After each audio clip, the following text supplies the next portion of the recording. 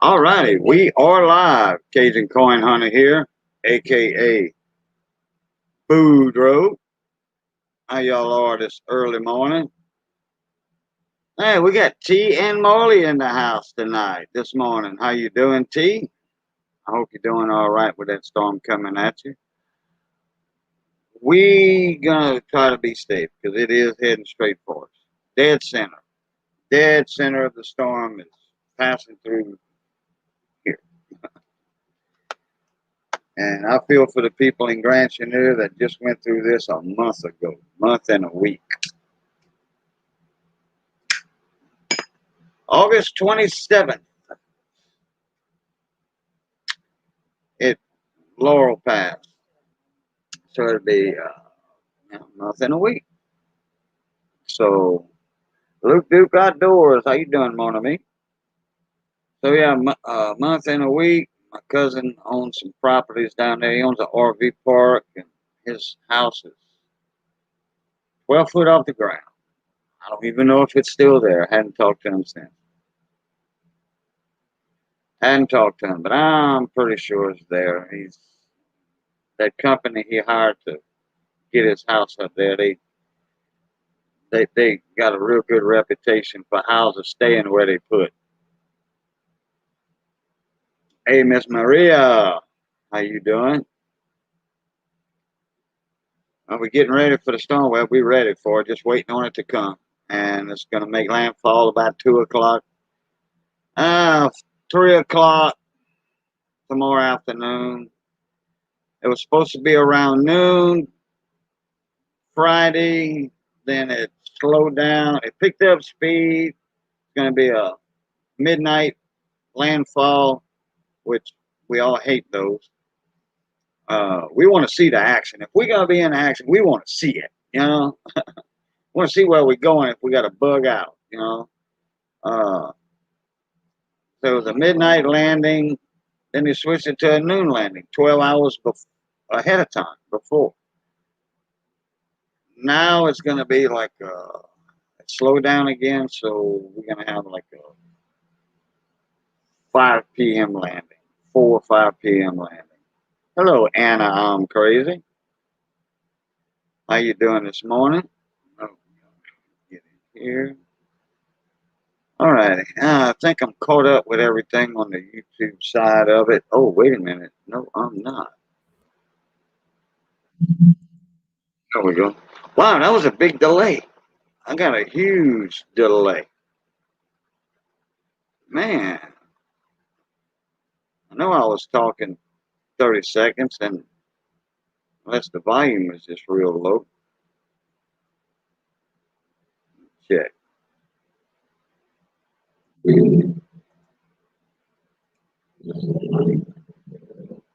Oh, no, I heard that right away. All right, well, let me kill that. All right. I was surprised I didn't hear myself. 710. What's going on, bud? Cyclops. Hey, what's up, Steve Rice? How you doing? There's my Vegas bro. What's up? I'm not Vegas, Nevada. What's going on, Cajun? I gotta catch myself instead of saying Vegas because you're not even close to Vegas. Nah, like 400 miles away. Yeah. Other side of the state. Hey, Cyclops. You know Steve Rice, don't you? Yeah, Steve and I just talked on the phone not too long ago. Steve Rice, yeah. Uh, Somebody was like, Cyclops, I don't know that name. I said, well, it was Steve Rice, then it was Steve Rice, aka Cyclops Stacks, then now it's just Cyclops Stacks. Yeah, Steve's a good dude. Yeah, he's been in my streams, and other people's too, many times. Yeah, we got a little collaboration going on with an Air Force coin for my son. Oh, okay. Yeah. But he's got people in the Air Force too, or something. No, I think he was in the Air Force. That's what. Okay, either him or yeah. Okay. Yeah. I knew there was a connection there somewhere. Yeah. So I got a special Air Force coin for him, getting it engraved right now, matter of fact. Oh, okay. Yeah. So I turned. Steve helped out on that, so that's gonna be fun. Silver Steeler, what's up? Who's this Steve Rice guy? Cyclops Stacks, that's who it is. And I'm pouring something special for Steve. Right, I actually poured it already, but I ain't showing it tonight. Right. Right. Yeah, you want to keep it a surprise as always. I ain't gonna show it to him on this. Nah. Not me, family in the Air Force. Hey, look, dude. Yeah, Steve, not him, but his family is. Oh, that's same thing, Steve. I knew there was a connection with either him or his family. Since y'all was talking about, Air Force Queen, y'all got together on that. So I figured, Yeah. You're Air Force family. You're Air Force family. That's all there is to it. yeah, that's it. All my family, all my first cousin, second cousin, they all Marines. All my dad and uncles and all them, they were, well, I had one Navy, well, not an uncle, one uncle was Air Force, uh, the rest were Army, infantry, front lines, World War II. They were all overseas in France, Belgium, Luxembourg, Normandy, all that. They were translators for their unit. They were all from down here, they spoke French, so they split them up. They were all in boot camp. Well, no, they went to boot camp at different times. Two of them went to boot camp same time, so they was in the same thing, but they were still split up, different units, different Yeah. parties, whatever, because they All over. translators for their companies, units, companies, battalions. Yeah, my son just to Saudi Arabia last week. He'll be there for 6 months. Oh. Luke Duke wants to know if you can pour in one of them arrowheads you got into a silver arrowhead. Oh, yeah, but wait a minute. You don't have an arrowhead mold, huh? I do have an arrowhead that I can use in a Petrobond mold. Yeah, I can do that for him. Oh, okay. Okay. All right. Yeah, Petrobond. Well, sand casting, but Petrobond. Yeah. Sand casting is your generic term for Petrobond and depth collect. Yeah, funny you mentioned that. I just got that arrowhead not too long ago. I'm gonna try to pour silver out of it. Yeah, I can do it for you. Oh yeah, it'd be easy to fly a kite tomorrow. And once it comes out of your hand, no telling where that kite's going. But tie a message to it and see who finds it. Tie a note on it. Ziploc bag. Whoever finds this, here's my phone number. Call me. Let me know where you found it. I let loose of it in Eunice, Louisiana. They might get it in Alexander, Louisiana, or they might get it in Texas. That's a huge storm coming, man. It's widespread. It's so tight that the hurricane force winds are so tight toward the center that makes the wind field, the wind field stretch out. That storm is huge. So is it category 3 right now, right? I'll tell you what. Let me check. I was telling Big T a while ago, a few minutes ago, it's 1 o'clock. So it's they did an update. Do, do, do.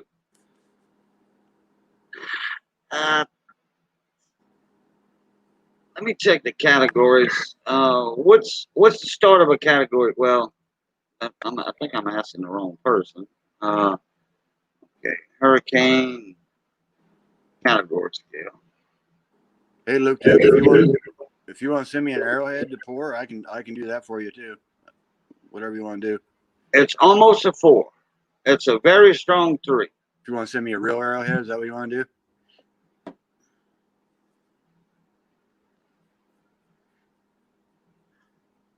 Yeah, so that's a strong storm. It's almost a 4. It's a 120-mile-an-hour winds. If it picks up a couple more notches, it's going to be a 4. It's a very strong 3. And it's still moving north. Oh, it's moving, north, northwest, still moving there. Oh, I got to write down. Well, I can do that later.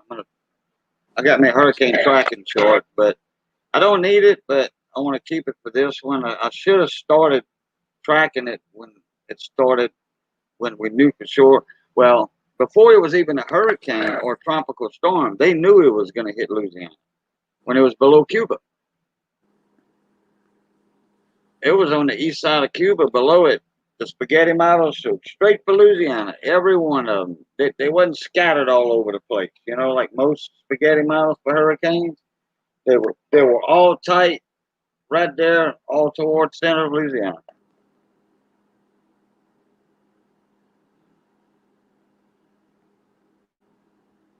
Lady Jacks, are you near these towns?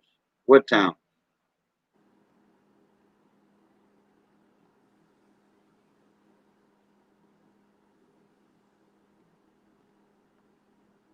Cat 1 is low, Cat 5 is bad.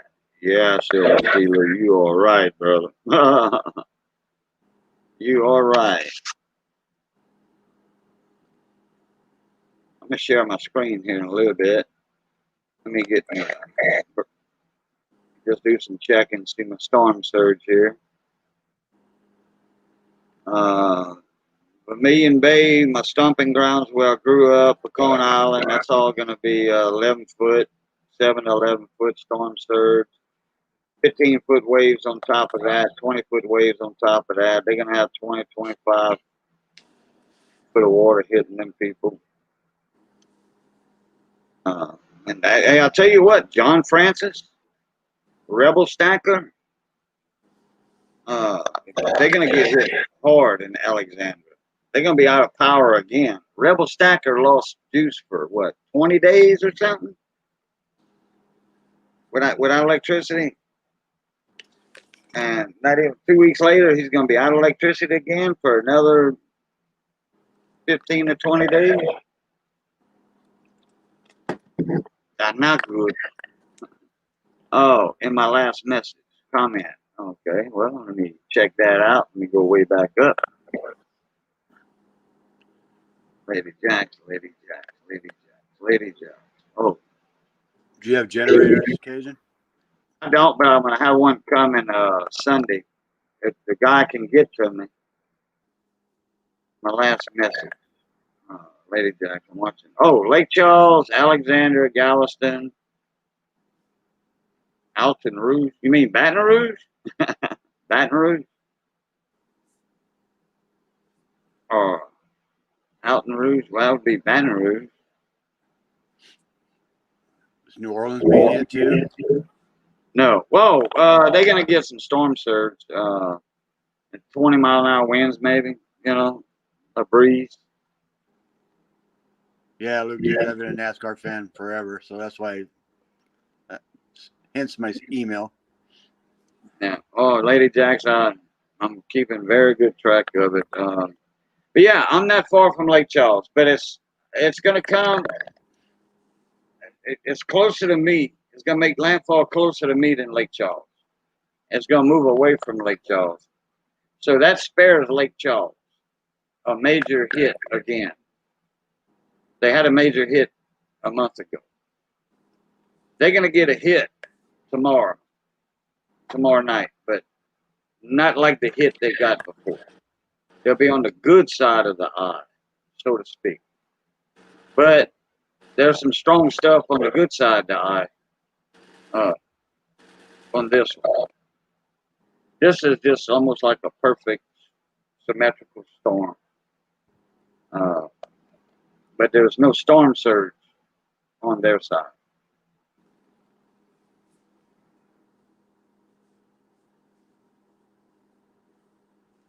Not happy NASCAR getaway next year with the Brickyard 4. Really? They did it. Doing away with the Brickyard 400. Really? Well, what's the reason for that? NASCAR shitting in their own pants right now. They're messing up big time. Oh yeah, oh man, all that started from nothing. Yeah, Baton Rouge. Okay.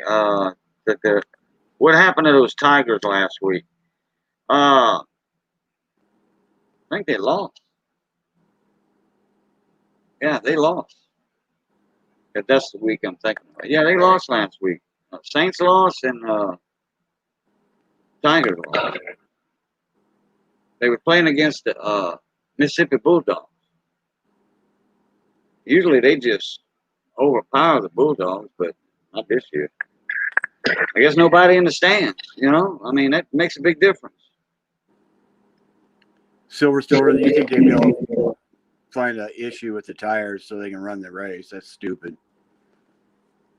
The Cup Series running in dirt at Bristol. The Cup Series. You talking about the stock cars like Jimmy Johnson, Dale Jr., and all that? Yeah, that's what he's talking about. They want them to run on dirt at Bristol? For what? Just to change it up. What? All the races or just No, one? no. They want to run some dirt races is all. Oh. I've ran on dirt tracks in Pike County, Mississippi. Magnolia, Mississippi. They call it Pike County Raceway. I ran the dirt track there with the sprint cars. NASCAR's doing anything they can now to keep their audience, so they're trying different stuff. Oh boy. The tracks run at Eldora. Just a half-mile Bristol track. Oh yeah, half-mile, then a curve. Half-mile, then a curve.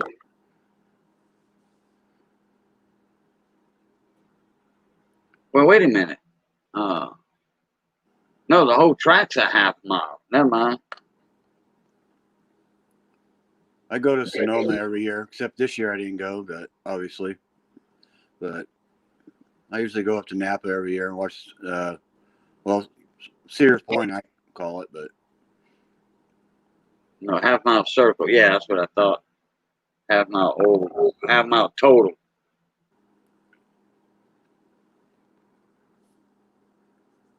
Me, gotta get this big.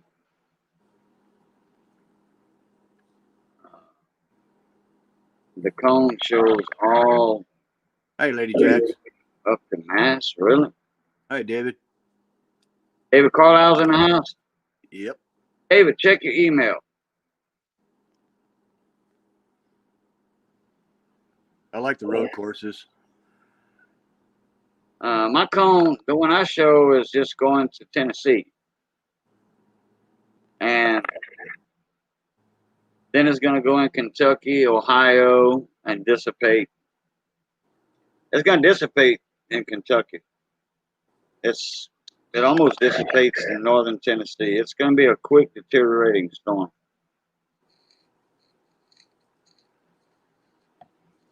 Still right out of Cat 2 at landfall, they think. Hi, Maria. Okay, let me share my screen. That way I can show y'all exactly where I'm at for this woolly booger that's coming in.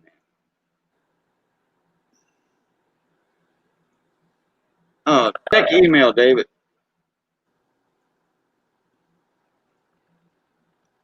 Okay, let me see if y'all can see that. I'm not going to keep up this on here that long, so.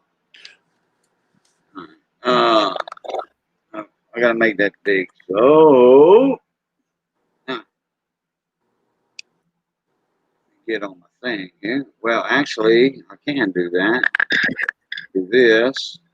Okay, y'all see my ink pen, right? I think. Yeah. Can y'all see my ink pen? Or no? No. You can't. Oh, wow. Oh, wait a minute. Oh, my cursor. My hand. Yeah, I saw your little hand. Yeah, okay. Yeah, that's what I was thinking. I'm not in front of a scope. Okay, storm's here.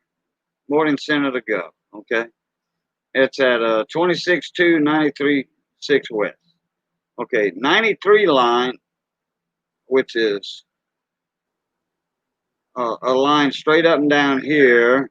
That 93 line is right there where I used to keep my crew boat at the Mermentau River Bridge.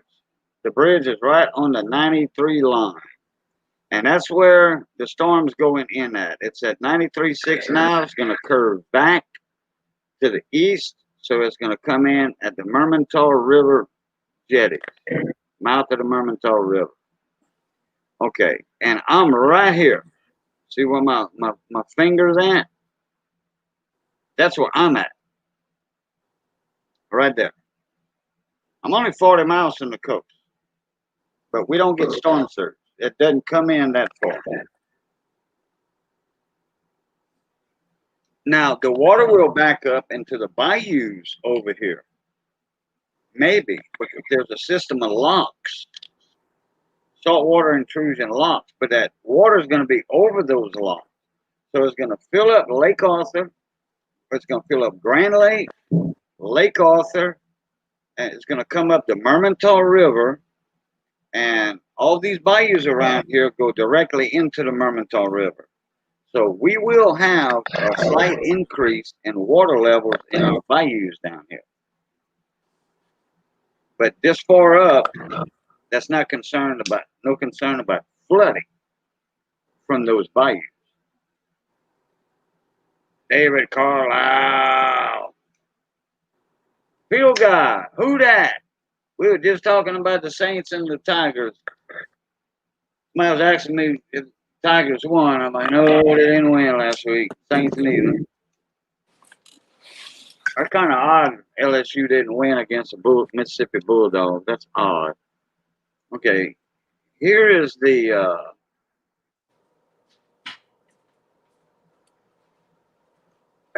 spaghetti models. Right there. Right there. That's all me right there. Let me get this satellite. There we go. In the daytime, see, it's nighttime right there. Y'all can see the Houston City lights, Baton Rouge, New Orleans, Lafayette, Lake Charles. In the daytime, look how widespread that storm is. I mean, it's still widespread even at nighttime. You know, the satellite can't pick up everything at night. It's huge. Okay. Got a boom. There we go. David Carlisle's in the house. Let me take that. Let me take that down. What's up, David? What's up, David? Not much. Same old, same old. Same old, same old.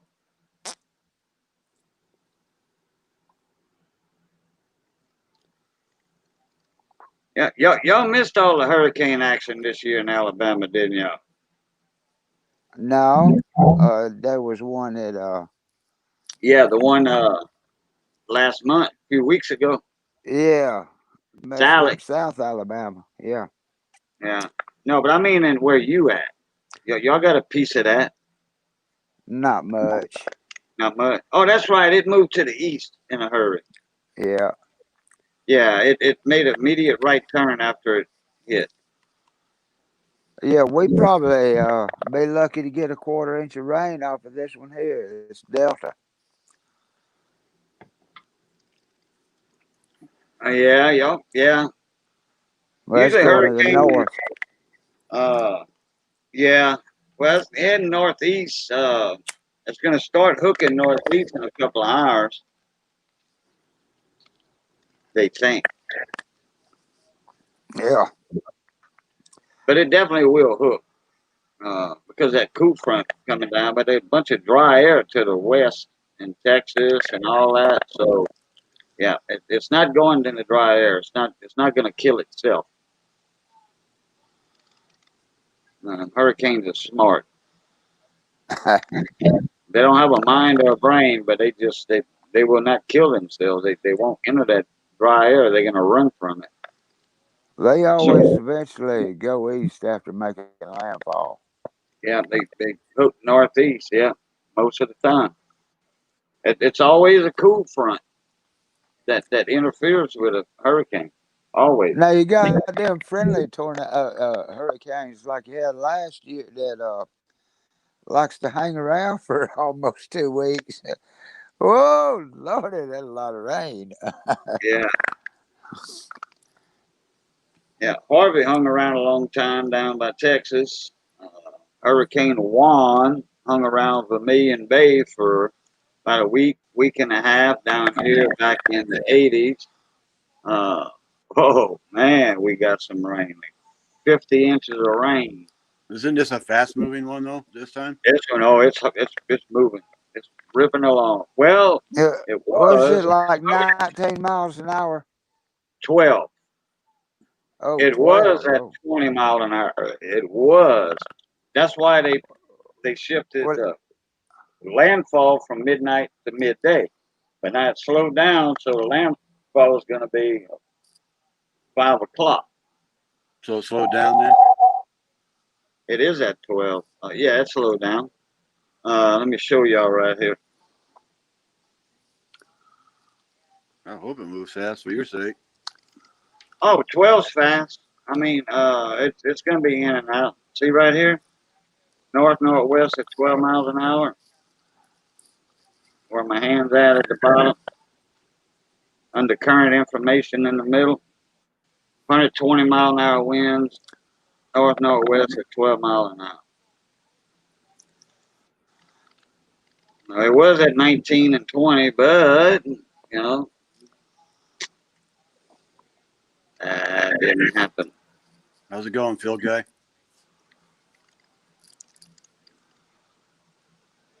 Yeah, you never know until that shows up, right? Down back, down low. What's going on?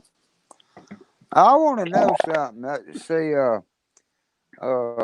it's been summertime. It's fall now, and they saying right there close to the shore there, it's like on the shelf. There's cooler waters. Now I don't understand why cooler waters are there.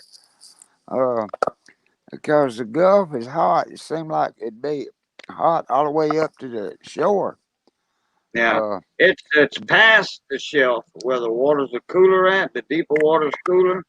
You see, you always got your Gulf Stream coming up from yeah, the Campeche Bay, coming up along the Mexican coast, following the Mexican yeah, coast, Texas coast, yeah. But that's Louisiana hot coast. water. That's your warm water. The storms usually increase in speed when they get 100 Well, miles and strength. from land. They increase their strength because the warm water strengthens the ant. That feeds them. Yeah, I understand that. Yeah. But they What I saying don't the understand, where's temperatures this are cooler cooler right water? now, and I disagree. I don't understand that. But the whole time, they had to correct the track of it, and they had to correct the strength of it several times. But the whole time they've been saying it's going to decrease before landfall. Only one category. Because the cooler waters and drier air mass Oh, it's the and drier air. wind Actually, shear. it's the drier air that's in Texas, and this storm is so big, it's going to absorb some of that dry air and bring it into the center of the storm. So that's your major part in the decreasing of the storm by one category. I disagree with the Uh, temperatures of the water. I got friends swimming in Holly Beach right now. We in October and they swimming in Holly Beach just like they were in August.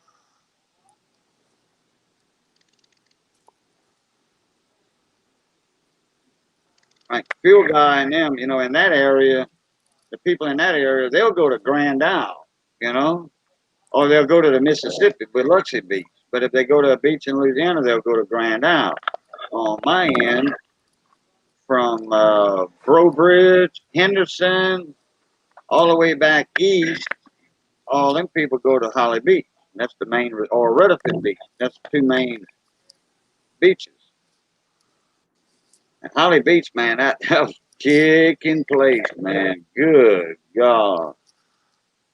It ain't the same since Hurricane Rita and Ike and uh,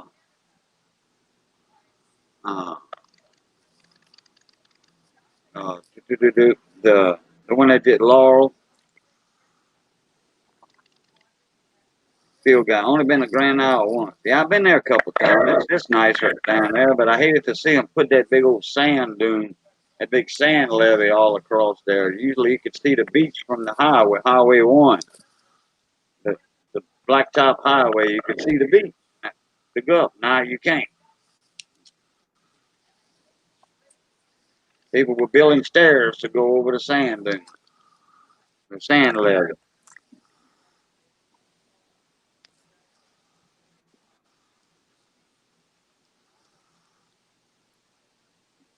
That's what we said for years, and then Katrina.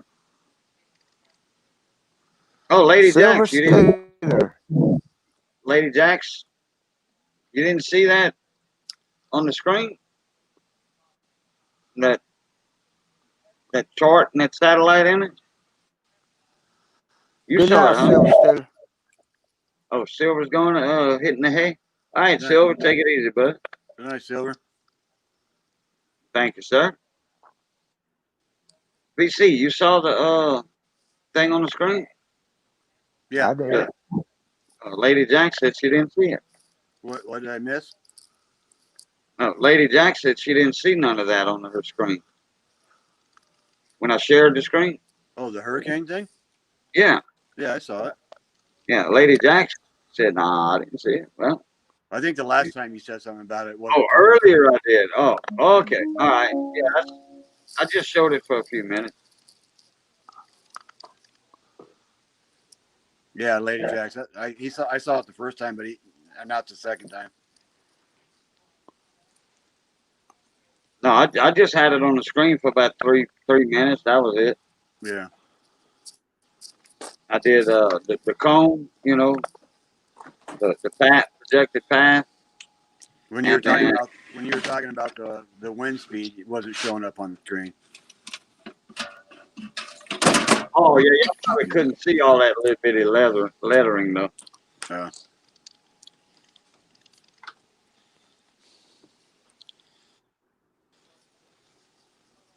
That's all right. We'll forgive you this time. There's just certain things you can't see on a small screen.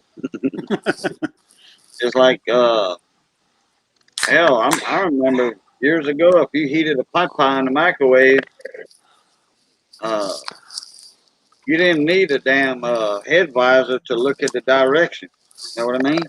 Yeah, I That hear you. print is so small, man.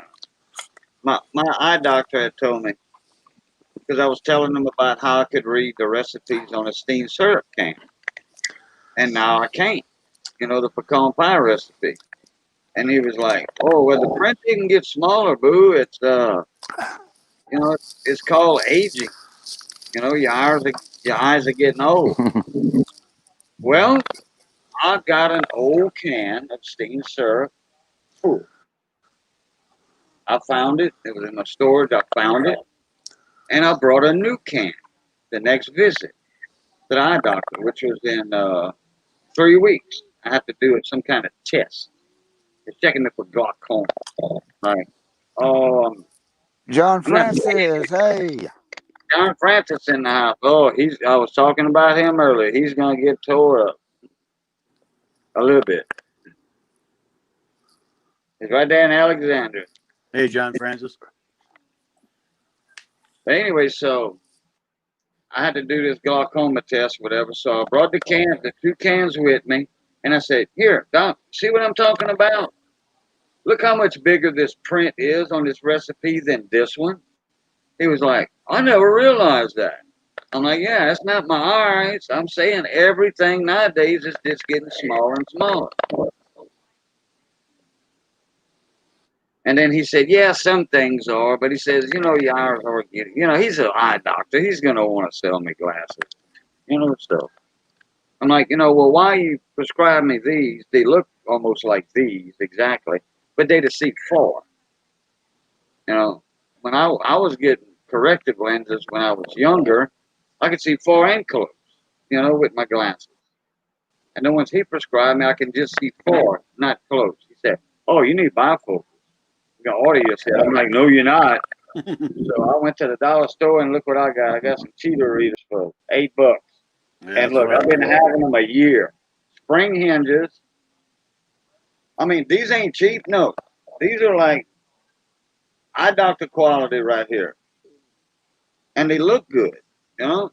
So Yeah, cost effective field guide. Actually, I think Steen syrup, the recipes, they added 2 more recipes. So they had to shrink everything down. Well, all these new packages, you need a magnifying glass to read the damn instructions almost. Lady Jack said, I would be worried, but you seem informed and confident. Yeah, well, when you lived on the Gulf Coast all your life and rode through many hurricanes as I have, uh, I mean, I was a kid too, I mean, 5, 6 years old. I remember them strong storms back then, the town getting tore up, trees down everywhere, power lines down, uh, roofs off of houses, barns, all the roof mills gone out in the country. Yeah. Yeah, hurricanes are a weekly event. We used to. I just like some people not worried about a tornado. They just ready for it. They got a storm cellar basement they can go to. So and we got friends. I got friends My in brother town. got a Yeah, one of my sons live in Moore, Oklahoma. He's got a big my brother cellar got a built right in his garage. Yeah. We Your built brother it. got a what, David? my brother got a storm shelter. My brother has a storm shelter, and it's a good one. I Uh huh. mean, he's got some thick concrete. If the house falls in on top of him, it won't crush him. Now he might not be able to get out, but he won't die from the house Right. falling in. Right. He's just And gonna have to wait until I the mean, he got cleanup some comes. serious concrete around it. You know what I mean? And above it. Yeah, my son has the one Well, he he's has in his. got ways of getting hold of people. Oh yeah. My son that lives in Moore, Oklahoma, he has one that it won't. Nothing will happen to him when they go in there, but they might have trouble getting out. Yeah. He's probably got a hole that's up above in the top part of it, and he can fold up a red flag in there saying, "Hey, we down here." Fold that up, stick that up in the hole, Yeah, and he unwrap ain't. it and wave it, like that. Hey, we down here, buddy. No, he ain't. No, No, Yeah, he's no, got he telephone don't got lines that. down there, probably. Uh, but he's got he does, and he got ventilation, and he's got Oh, you gotta have that. weather radio down there that and he does have an antenna that's running in. He's got generator. So when the power goes out, the generator's gonna crank. It ain't like 10 seconds later the generator comes on. That's it. You know, He's got an automatic all transfer that's switch. built into a switch box. where does Yeah. he live, David? Yeah, Where does he live? and Where does he yeah. live, David? Oh, he lives in Alabama now. Uh, Yeah, Okay. he lives in Alabama now. He's got a he don't he's got a Jasper address, but he lives on the lake. It Okay. ain't it's a drive to Jasper, Hey, that's where y'all Alabama. go. That's where y'all go pan for He gold lives on the sometime, lake. huh? Hey, isn't that the area y'all go pan for gold sometime? No, Oh, okay. You see how quick no, he said no, no, no, no. huh? There probably ain't no gold over there. Uh, well, hey, Hey, the text guy what little bit 790. of gold is in Alabama is over there next to Georgia. Yeah, Georgia line over there. Yeah, In East Alabama is where the gold is. I already got your number. You always say there's no gold in Alabama. Y'all stay uh, away. Don't Text even guy try. 790. Yeah, what's up, text guy? Well, there ain't no gold Cyclops in said Alabama. he made his shelter from bearing a 40-foot shipping container that's one buried way to do it. underground. Yeah, yeah. Hey, text guy. Hey, I know a guy that made a house of Sound good to Nite, me. a freaking palace, a castle out of I think 6 or 8 of those shipping containers. He made him a fine house. and shop. He's a small engine mechanic and big engine, car engines, but he mostly small engines. You ought to see that place he built up in shipping containers. You can't even tell it's a shipping containers, inside and out. You cannot tell. And he took his time. Took him about a year and a half altogether, 2 years to completion.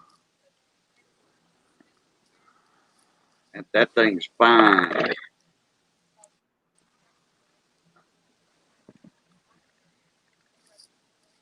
All right, good night, Lady Jack. Up way later than I should. Got to work. Good night, Lady Bye, Jack. Lady Jacks.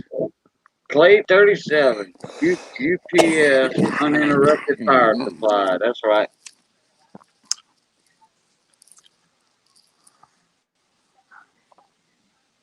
In a tornado, though, they don't. It doesn't care if you have a generator or not. It'll take that too. Depending on where your generator's at. Well, unless you have it underground, it's gone. My brother and I, we've been through a tornado. That's Thank you, Miss why he Maria. has that storm shelter. Hello, Blue Sandy. He don't play because he knows tornadoes don't play. No, That's right. I Blue was one. Sandy, hello. I was in a tornado when I lived in Illinois. It was took off the corner of our house, but we had a basement. That's all we had. Hey, y'all Yeah, know we Silver had. Chimp, huh? Yeah, we Y'all had. familiar with? Yeah, Silver Champ. Y'all Yeah, fam- y'all familiar with Silver Chimp? Okay. Well, he's right there in Lake Charles. Hey, Blue Sandy. He's got yeah. a house over there that got a little bit of damage, not much, and he's got some rental properties. I mean, huge rental properties.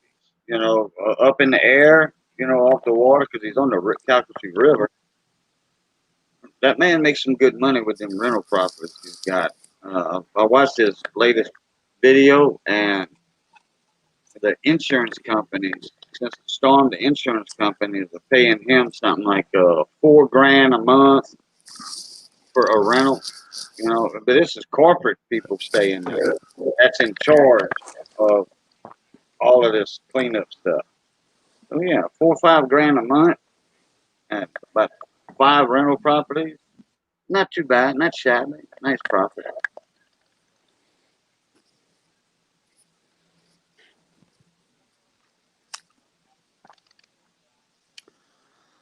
Uh, who's that used to hang out with Silver Chip? Was a Silver Saint 77? Liney, Hello? Silver Liney. Talking about Silver Liney 777 or something. No, no, no, no, no. Silver Saint.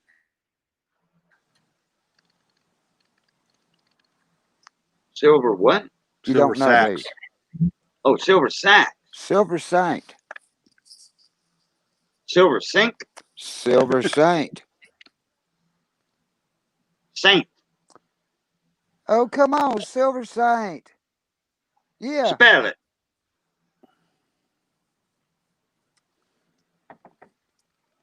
Saint. Saint. Saint. Yeah. Okay. I'm not familiar with that one. No, I'm not either. Silver. You're not familiar with that YouTube channel. Oh, BC neither. He hung out with Silver Champ. Never heard of Silver Saint. But Silver Champ, his channel. Okay. Now listen, wait, I was saying something else. Silver Champ, his channel, he doesn't show off a lot of stuff. He does sometimes, but his channel is about rentals, real estate, and investing.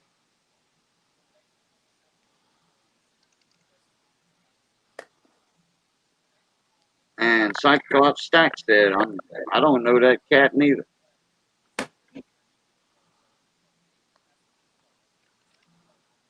But anyway, Silver Champ's over in Lake Charles. some of his properties got some damage, but his actual house, what he lives in, didn't get a lot. I mean, it's like all around him was damaged. Half the roof's gone on houses. Half the houses are gone. His is like nothing touched it.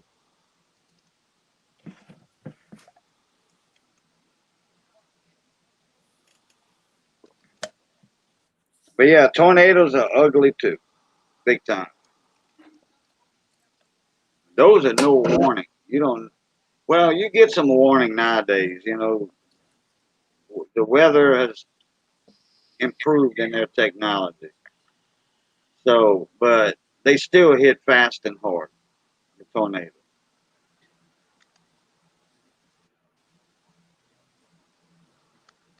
Had a fly that was buzzing me. I had to kill that little bastard. There you go. God, it's been driving me nuts for a half hour.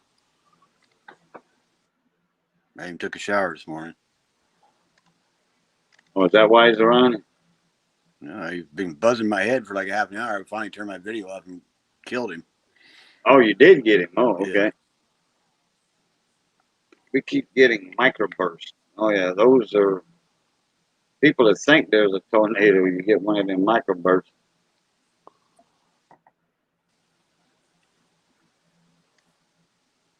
Then you get that what they call well with the microburst you get that they call that down shear or downdraft.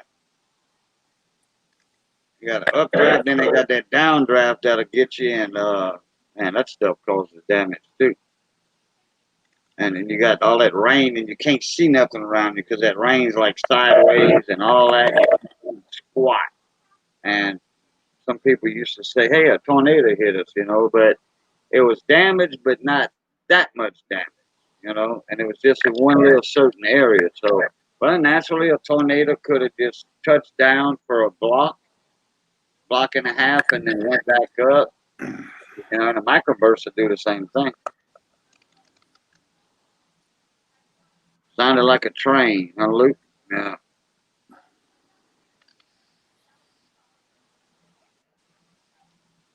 Yeah, my son lives in Moore. He was in that big one they had a few years back ago, that F5 that went through Moore.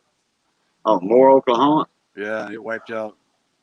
I mean, it wiped out all the houses, most of them. It was about a block from his house. His house survived, but Wow. took out his kid's school. Yeah, Moore and, let's see, Moore, Norman, yeah, Norman and El Reno. El Reno, that's Tornado Alley right there, buddy. Yeah. Well, you see, all of that. Well, there was a certain part of Oklahoma. It's it's right to the east of Moore. I think Moore is in it actually. It's inside what they call a cap, CAP. There's a cap that hangs around there, and that's why there's a lot of. That's why they call that area Tornado Alley because of its cap. It's a certain weather phenomenon, and the scientists they can kind of explain it, in theories and stuff. But they had I watched the hour thing about it, Yeah, I did too. about that cap. Uh, It's just a perfect environment for tornadoes. yeah, right, right. Night, John Francis. Appreciate you coming in, bud. I hope you're ready for that thing tomorrow. I know you ain't got to work tomorrow. Good night, That's John. Be for safe, sure. buddy. Yeah, I know he ain't got to work tomorrow.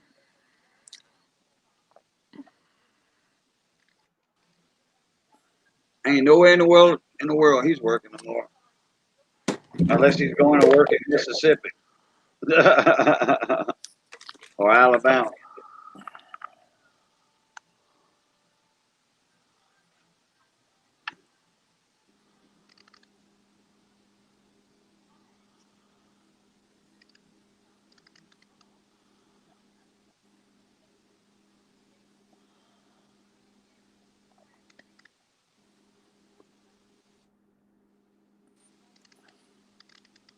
Where's Badger tonight? He's sleeping? I guess I sent him an email an hour ago. Sent Alex Conway one too, Alex. Hey. Yeah, Alex did come in, didn't he? Or am I thinking about an hour ago in Big T stream? I didn't see Alex on this stream. Yeah. Okay. Yeah. Yeah, it's Big T I'm thinking about. And Mama T's kind of hurting tonight, huh? Yeah, you heard that, huh? Yep. Yeah, John said no work tomorrow.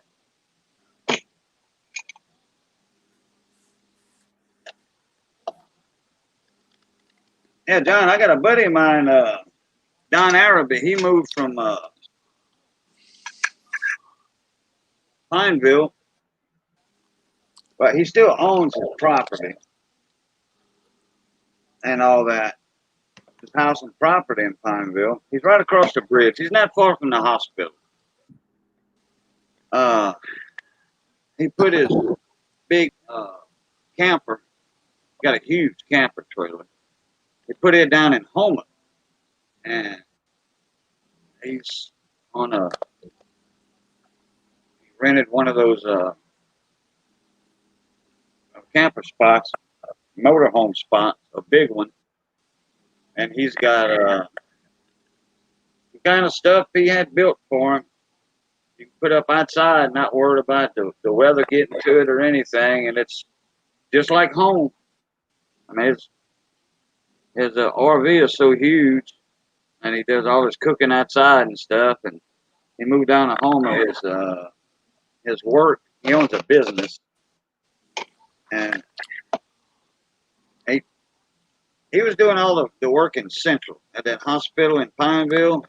He had the refreshments and the little grill and all that. He's with the uh, Louisiana affiliation of the blind, and okay, he's legally blind, and he's vice president of it.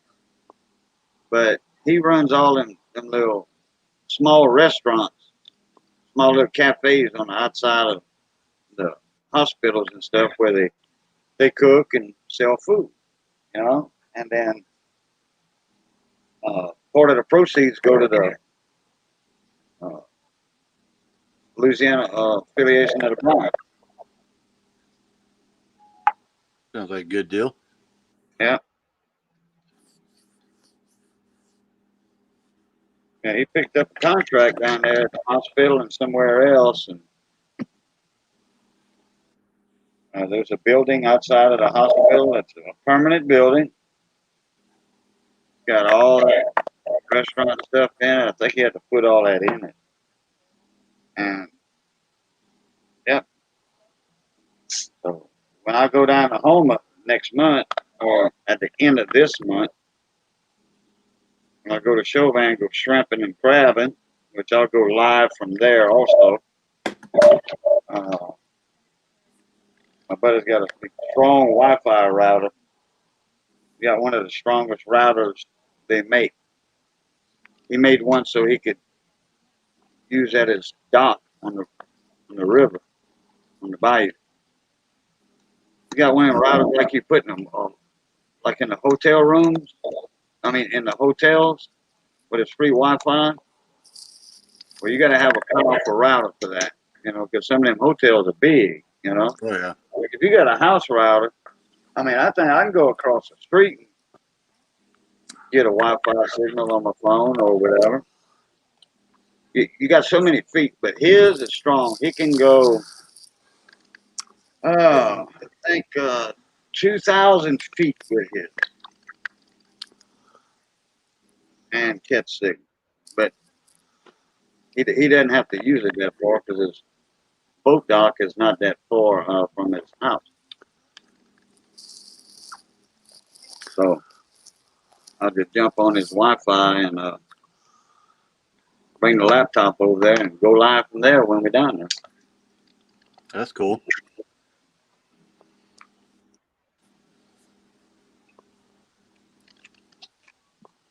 It's funny how we can't live without Wi-Fi, you know, huh? Right? He's got internet there. He's actually his main computer's hardwired, but when he's outside, he on his laptop, or his phone, he's on the Wi-Fi part of it.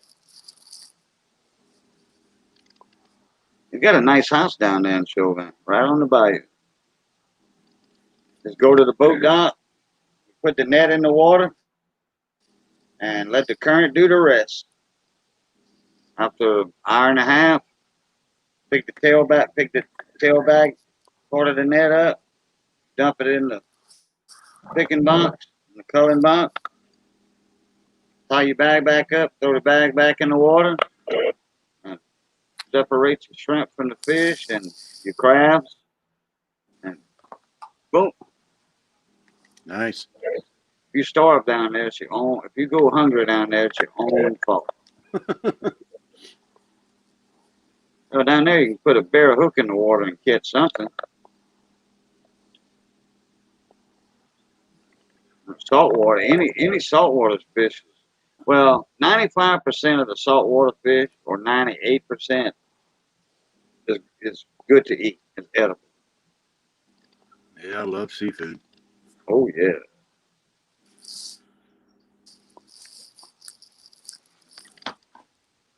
Shrimp, crabs, oysters, that's my favorite. Yeah, mine too. And certain fish.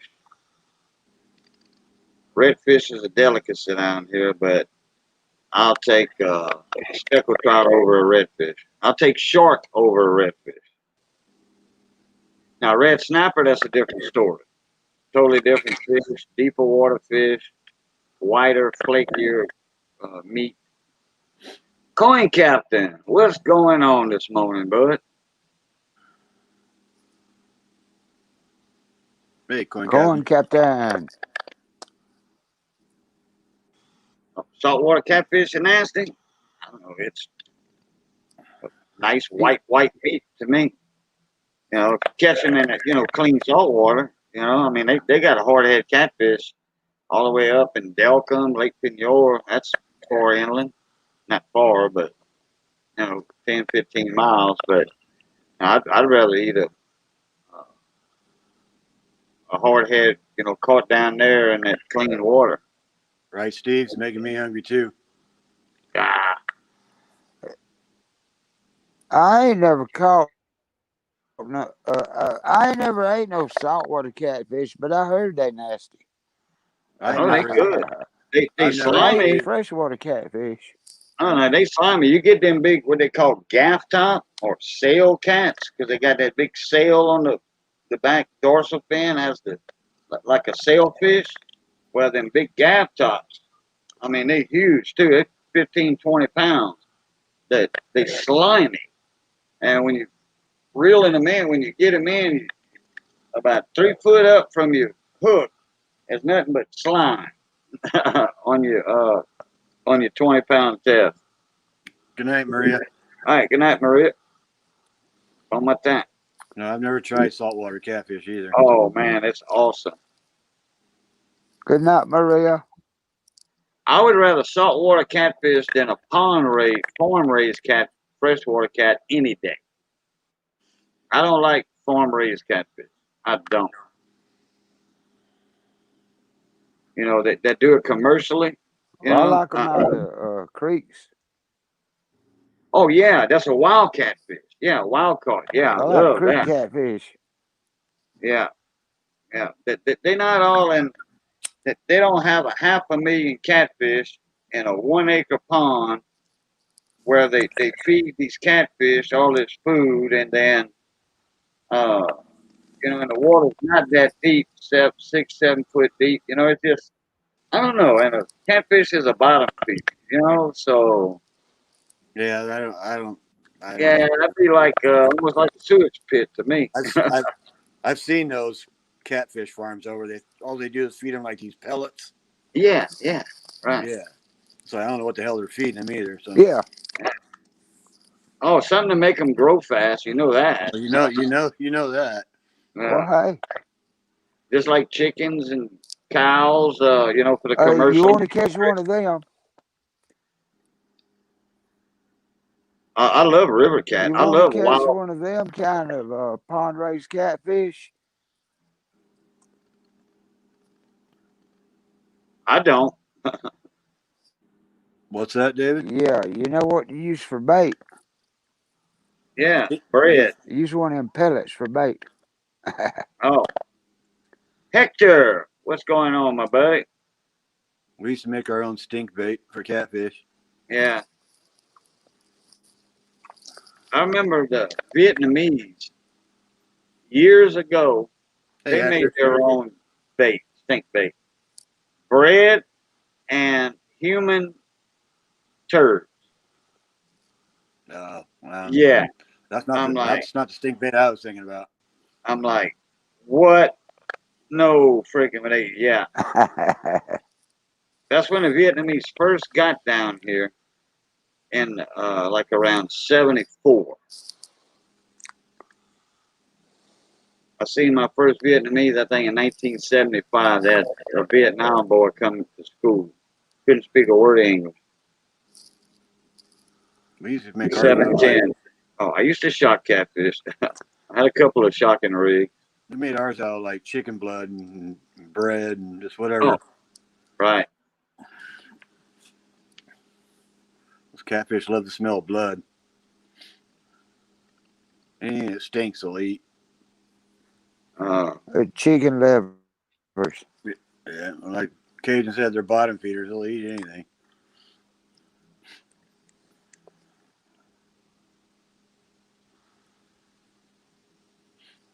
Well, you know, we catch bass and crappie with minnows. The minnows die in a minnow bucket. We just take a couple of them, throw on the catfish line. If they dead, they work yeah, good. The catfish will catfish. grab a dead minnow. Yeah, catfish eat, worms. Red wigglers, earthworms. Earthworms work good. Hey, buddy, I'm going to tell you a story here, a fishing story. And it wasn't me. The biggest crappie I ever seen in my life. My wife caught it on a cane pole with a worm. That's Yeah, right, not a minute, a worm. He caught that crappie. yeah. I believe it. It was a big one. Oh, I really? mean, I caught a 17? few little ones, but We got a lot of spoonbill down here, 710. A lot. And Grand Lake, White Lake, Lake Colica, I mean, the water's infested with them things. They were illegal to catch and keep in Louisiana for a long, long time because the caviar, the rope production, they were wasting the meat.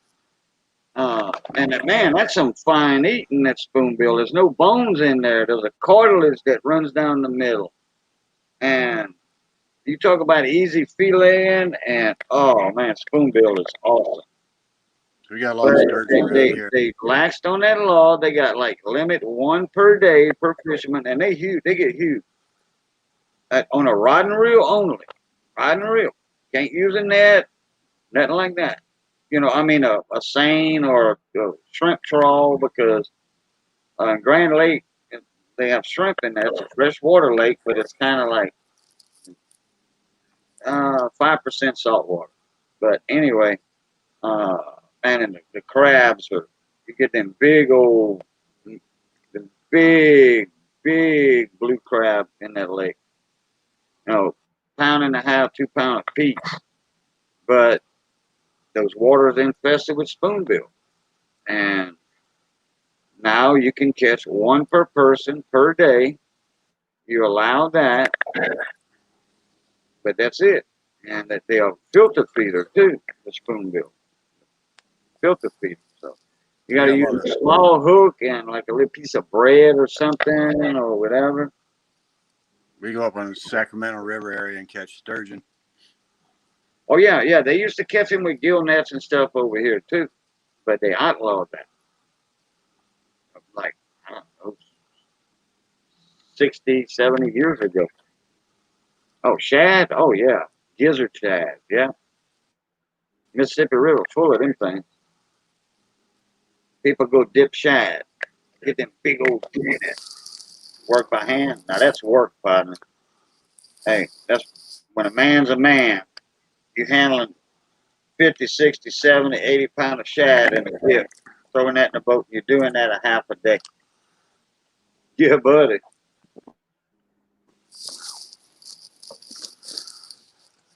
So many miles of 5-inch gill net at a market. 50 cents a pound for the meat. Only waste was the head.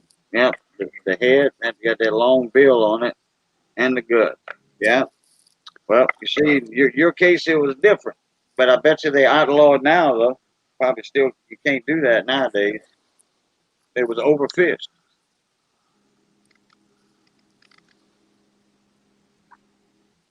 We can still gill net here in Louisiana. Freshwater only.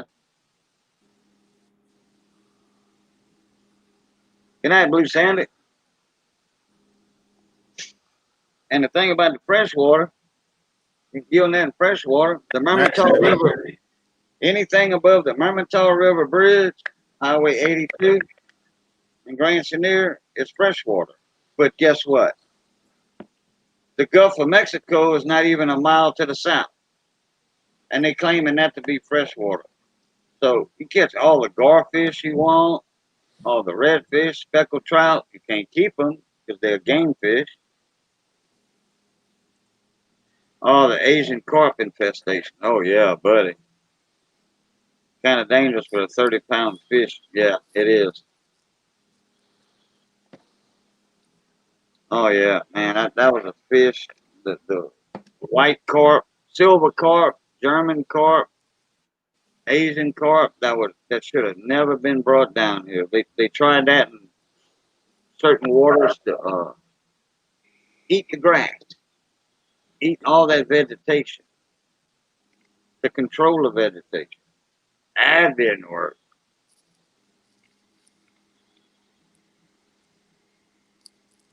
The Colorado River, you know, through the Grand Canyon, that's infested with carp, German and Asian carp.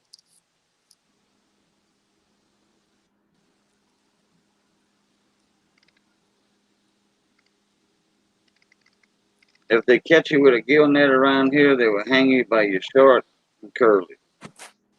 Down here in Louisiana, you can sure use a gill net, but it's meant for catfish and garfish. Bass, sakale, can't keep them. If they dead, you got to throw them in the water. Now that's a waste. Because you can check the gills. If them gills are red, that fish is still good.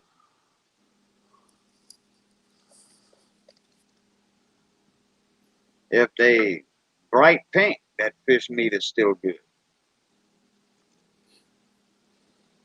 But you're supposed to run your net every so many hours anyway. So that's for the lazy people that didn't check them but once every 2 days. If they catch you doing that, then they'll confiscate your nets and write you a ticket. All right, David, y'all take over. I'll be right back. Take over, yeah. VC, help me take over. I'm here. All right. I hate carp. Yeah, yeah, Steve Rice, aka Cyclops Stacks, he had the idea up there that nobody's ever heard of. Yeah, where was that? Yeah, use yeah, anyway, he used brim and bluegill for catfish bait. Yeah, ain't nobody ever done that before. Yeah, for trout lines, bottle fishing. Nah, ain't nobody ever did that. Use game fish for bait. Yeah, gill nets I are mean, pretty much. some places.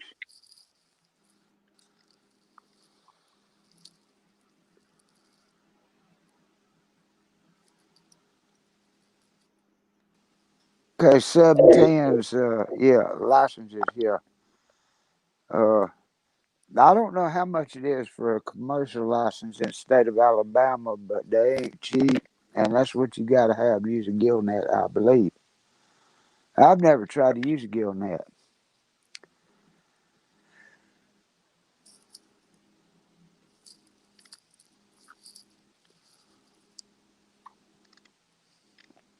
I used to make my own I gill saw nets. somebody. Yeah, That's expensive though. Then I $5 saw for 300. somebody use gill nets before. $5 or what? What's Right. seven?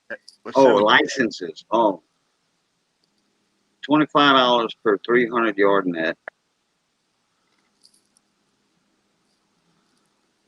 and $1,000 rope taker one. Yeah, yeah. A rope permit is expensive down here, but not that expensive. And $5 tax for each fish caught, for each mullet, or for spoonbill paddlefish. Spoonbill. Okay, gotta be. I didn't know that was still. I thought they were overfed. $5 per spoonbill. Oh, okay. Now that's still in effect. I mean, y'all still fishing those? I mean, from what I read, yeah, it's not we have to buy, not we had to buy. $1,000. Oh, that's sweet. Yeah, the state's making money on that. Hey, if the fishermen are making money, the state wants half of it. Know what I mean? Of course they do. You can't come out ahead. Hey, game wardens used to get shot a lot down in South Louisiana 100 years ago, 75 years ago. Them coon asses didn't play out no more. And you was taking the biscuits off their table, you know. That's a dangerous job being a game warden.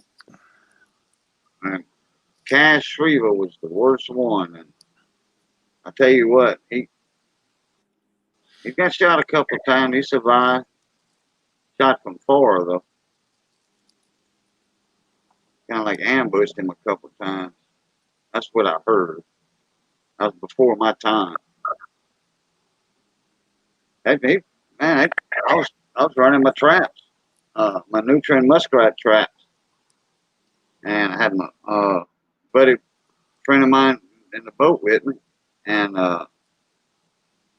he was just there for the ride, you know. And Cash was like, and I forgot my dry box at my house, at my camp. I forgot my dry box. And I was about 6 miles from my camp, and I was in my boat. Naturally, I wasn't in a car. You worked out of your boat down there. There was no roads close to you. Cash come up on me and like, hey, what's your registration and all and everything? I showed him my driver's license. Yeah, I said, man, I forgot my dry box. You know, I was looking for it. I said, it's at the camp. I said, everything is in my dry box. My extra pack of cigarettes is in there, and I got 2 cigarettes left. That's when I was smoking cigarettes back then. I was like, I don't know, 20, 19, 20 years old. Oh yeah, we need a license or tags for the alligator. Plus, you need your alligator permit.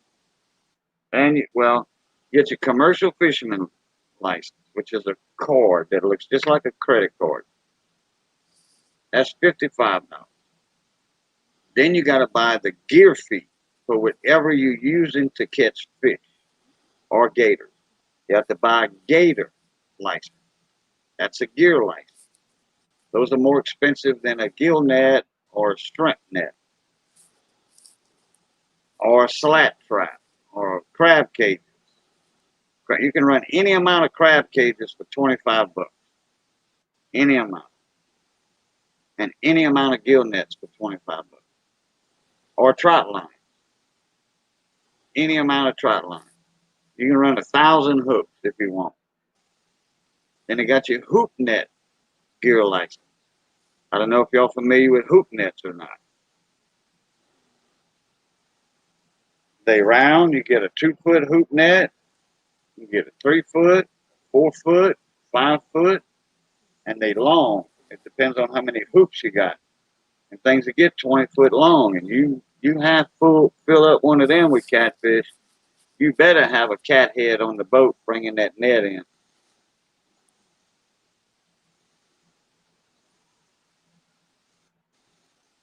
Yeah, and they only give you so many alligator tags. It just depends on how many gators you got on your lease on that property. So what they do in the summertime, they fly over all the land, all the marsh. They fly over, and all the gators are sunny. You know, they out. They not in their dens, not in their holes. They all out. Then they can see a gator in the water. So they make a count on the gators in your sector, in your area that you want to hunt gators. They'll count all the gators, and then they'll give you a quota, a certain amount of tags from that count.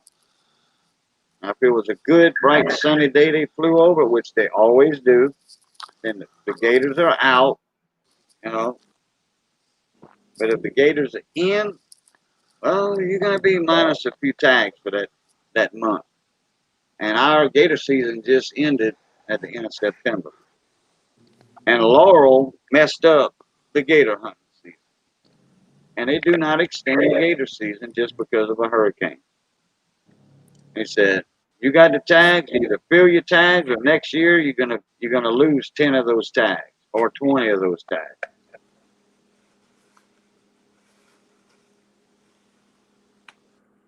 They don't penalize you monetarily, but the next year you don't get as many tags. Well, if you couldn't fill them last year, how are you going to fill them this year? Well, sir, we had a hurricane last year. It don't matter. Rain or shine, you need to be out there.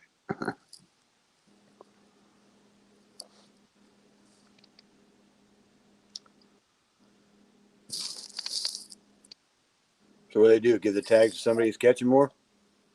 Nope, they just don't issue. Oh, No, because nobody can gator hunt on the same property you hunt. Yeah, 710 agrees with me. True story. You know, Louisiana laws, man, they 'cause gators were outlawed for a long time. People were people were poaching them. I had a few cousins that would poach them Yep. too. You know, my family's got parts of my family got a reputation for that outlawing. I did some outlawing in my time. I did. Just for eating, eating purposes, not to make money. You know, if I'm at my camp out there and my freezer's getting a little low, I'm gonna go get me a deer. I don't give a didn't give a damn if it was seasoned or not. Just went and got me some meat from my freezer, and that's it. Fed the family. gotta eat. Came over and catching me. I said, "What you want me to do? Go to the welfare office and get food stamps? And then you're gonna blame me for your taxes coming out of my paying for my food stamp?"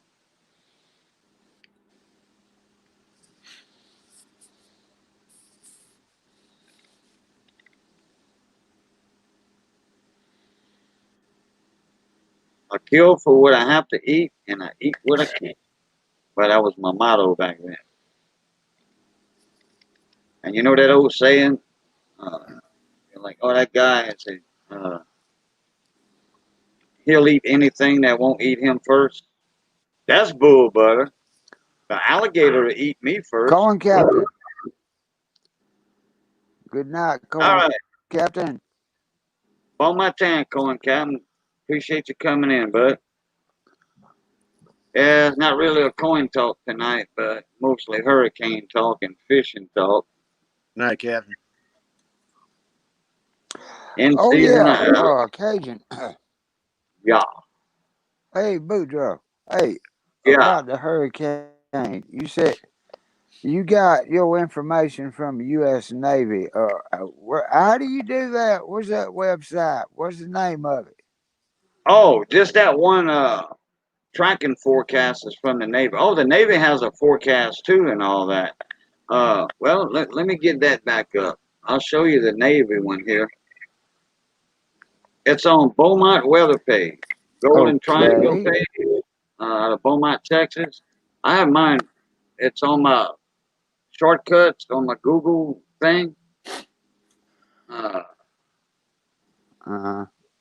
okay, let me get back here. Now let me go to StreamYard, share my screen again. I almost left it up earlier. We're not up on the screen, but okay, there we go. Okay, can y'all see just the page, or can you see the page and all three of us? I can see the page. Just the Okay, page. okay, good. Now, if I It's jump back at presented. StreamYard, it's gonna. If I go back to StreamYard, it's gonna show three of us. Then that. I don't. I don't want to do that. Okay, but I can always make it That'd be bigger too anyway. small. No, but I could have made it bigger. Uh, you know, full screen, like for an auction or something. Okay, you see all of this information? That's all National Hurricane Center.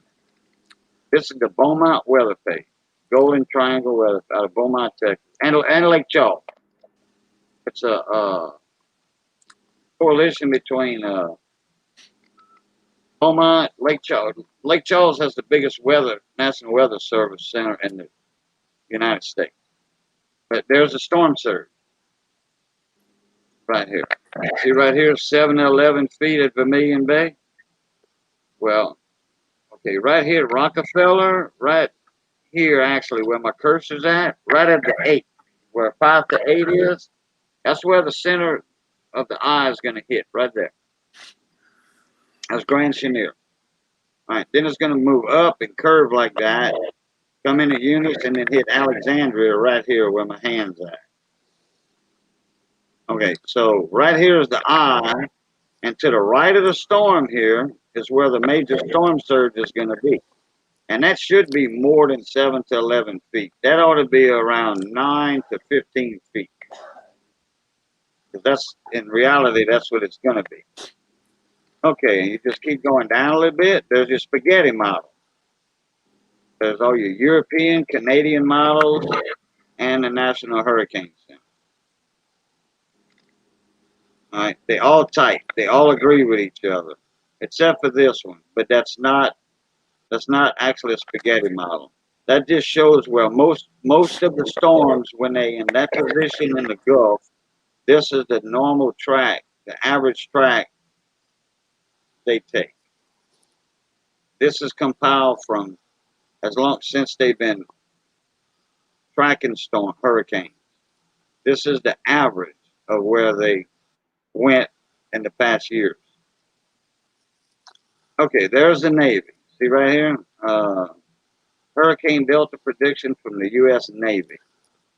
All right, see all that information right here to the right of that tube bar? Right there. And down here, well, that's the past track of it. That's what I like about the Navy. It shows where it's been. And there it is. That's today at midnight Zulu time. So this would be 7 o'clock. It was right here. 7 Central Time. It was here. And we are at 2:30 in the morning. So, okay, 12 noon Zulu right here. You minus 5 hours from that, that would be 7 o'clock also. So at 7 in the morning, it's going to be right here, where my hand's at. That's getting close to land. Each degree is almost 70 miles. Each degree is almost 70 miles. So you're looking at 25 degrees to 30. that's 350 miles in this block right here, from where my hand's at. Okay, from right here to the coastline is 350 miles. So at 7 o'clock, it's going to be 175 miles offshore of Louisiana from the coast. And this right here is midnight Zulu. So this would be 7 o'clock this afternoon. 7 o'clock Friday afternoon. It's on land right here.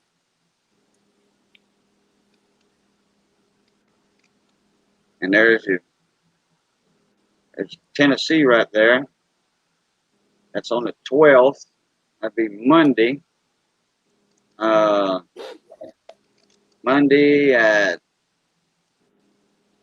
7 o'clock right there on the Kentucky-Tennessee line. As a depression. Dumping rain everywhere.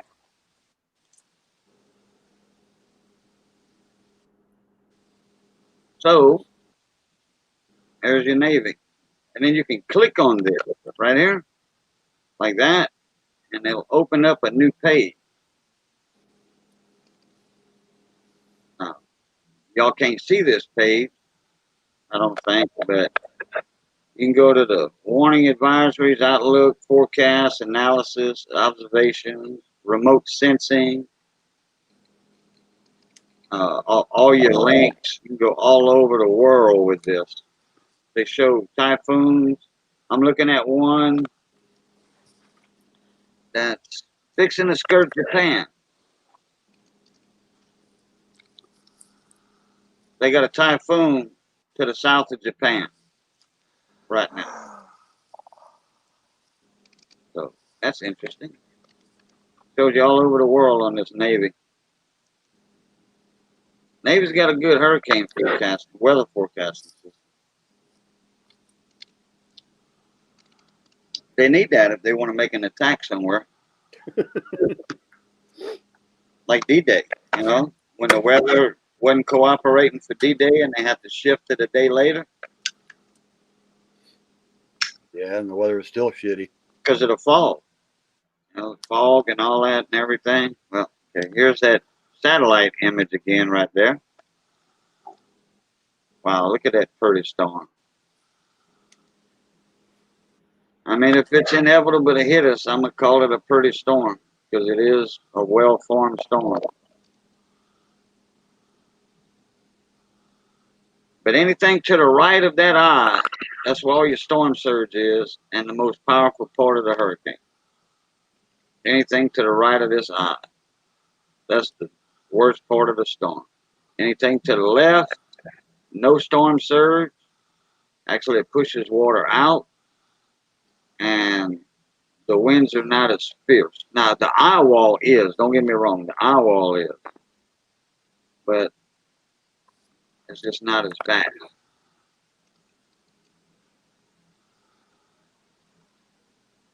Back to StreamYard.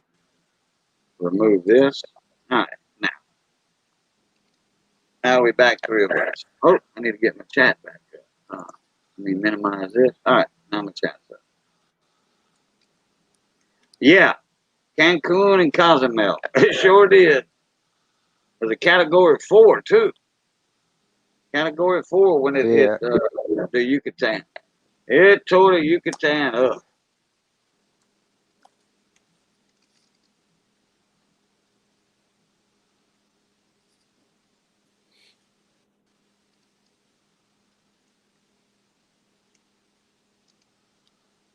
Yeah, Mexico coming up.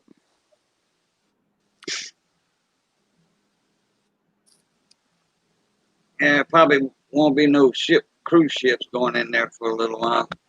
Probably not. Well, there ain't a lot of cruise traffic nowadays anyway. I wouldn't get on one, I'm telling you what.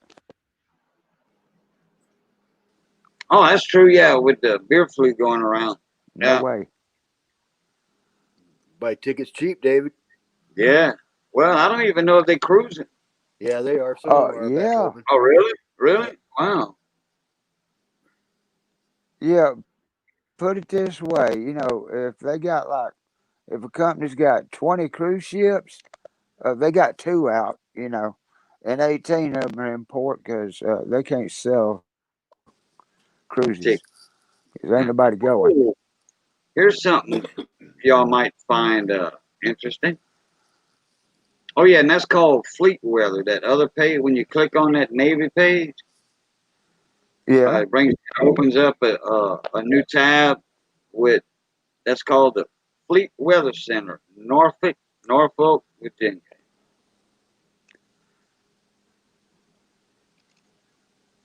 Hey, let me show this to y'all.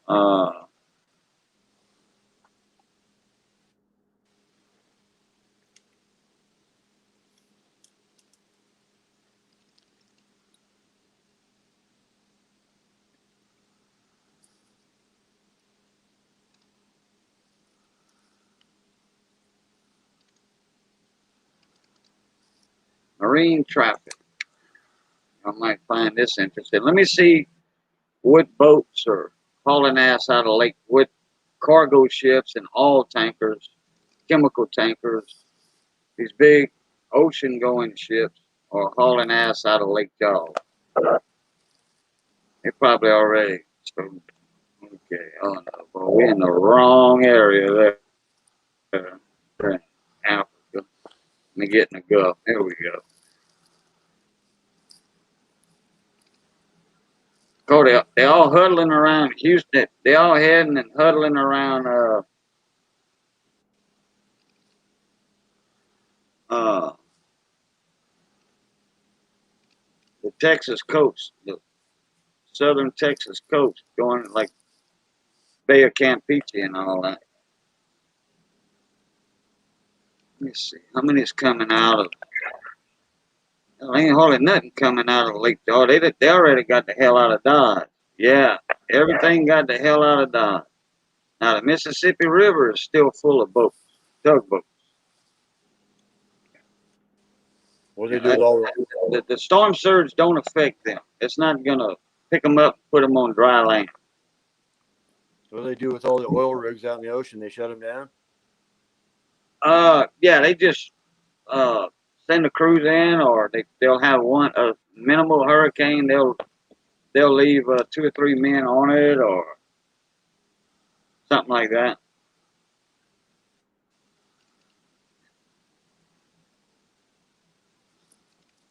Yeah, there's a bunch heading out of Houston ship channel, heading south and southwest over there and they all huddling around Corpus Christi, waiting on the storm to pass. Let me uh, let me share that page. Uh, oh, I'm gonna have to redo it all over again. Okay, let me stop that one. Share my screen again. Y'all might find this interesting. It's just amazing.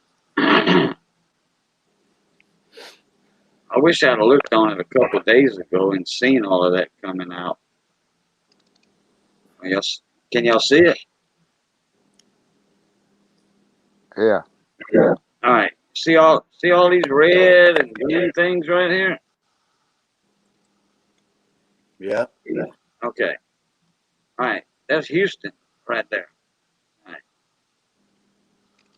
They get a lot of stuff now. All the ships and stuff already left Beaumont, Port Arthur, Lake Charles. They all already left, and they all down in here just waiting for the storm to be over with.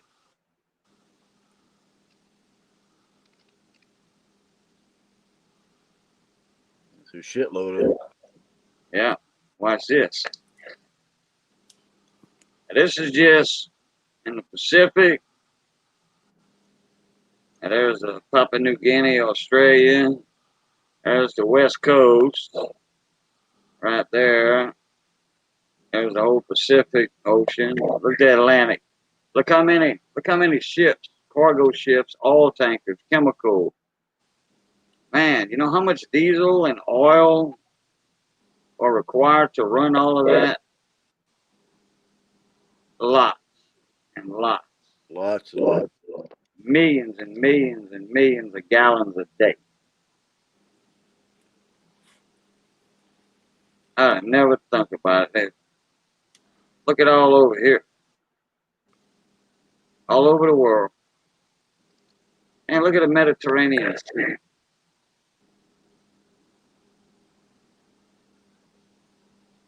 Look at Somalia right there.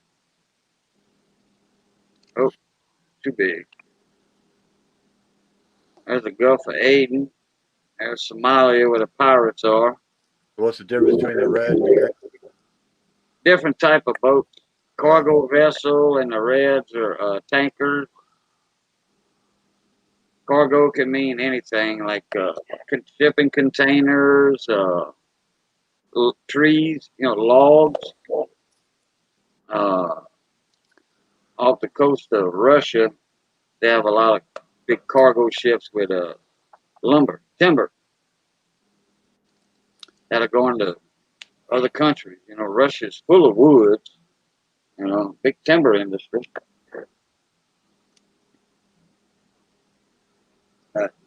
There's all the pirates and stuff. Somalian pirates take over in ships. See, there's hardly none on the coast right here.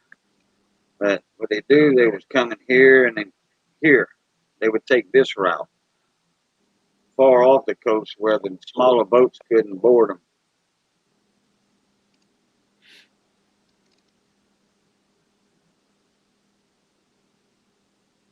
Where's that island at where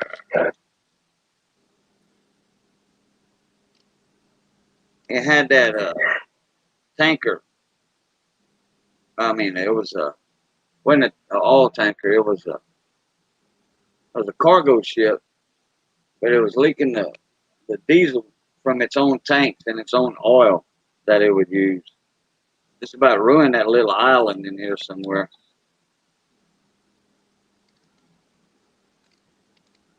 Right up in here. They fighting with that still. It's one of your main shipping thoroughfares right here. There's just a lot out there. Yep. Atlantic's full. The Gulf has got a bunch. Tells you their destination and all that. How big they are, how fast they're going, where they're going to.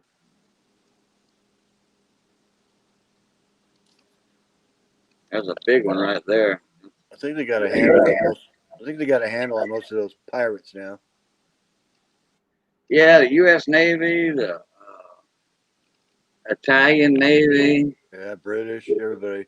Yeah. Yeah, the Norwegians, Norway, Swedes. They were all in on that. They didn't play neither. And they were blowing them out the water. Yep.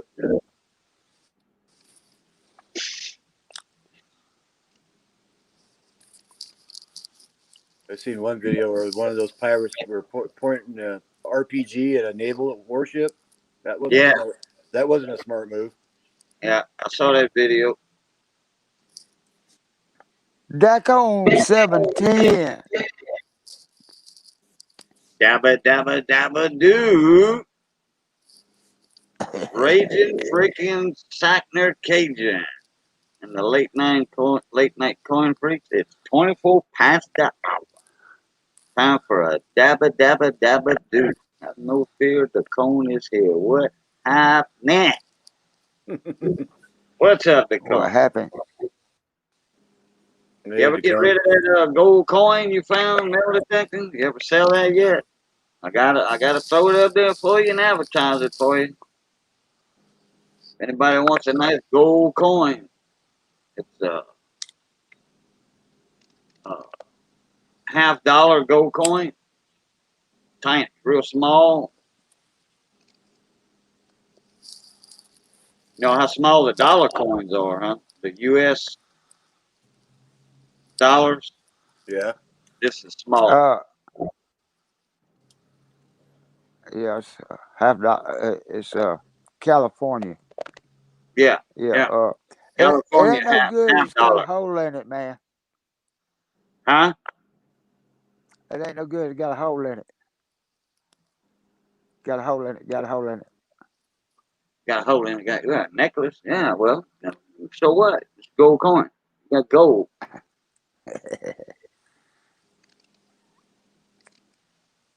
Oh, I'm trying to go live, trying out the scope. Stop by here first. Well, hold on, Decone. I think I got your email. Hold on. Unless it's under your real name, I think I have your email. I'll send you a link. That way you can try it on here. Decone. Decone. Oh, I can't find it under Decone. Look. Decone. Send me an email. Hey, David, do me a favor. Put my email address in the Decone. Well, I don't know if I can or not. Oh, Uh, I'll do so it. I'm on StreamYards on my phone, and I ain't got my notes on the Oh, yeah, pad. gotcha. I got it, though. I'm halfway there now. All Well, good. Oh, wait a minute. there's Dacon. Send him a link. Yeah, all right. Okay. I think I have him under that. Oh, I didn't want to show it. I didn't show it. I didn't either.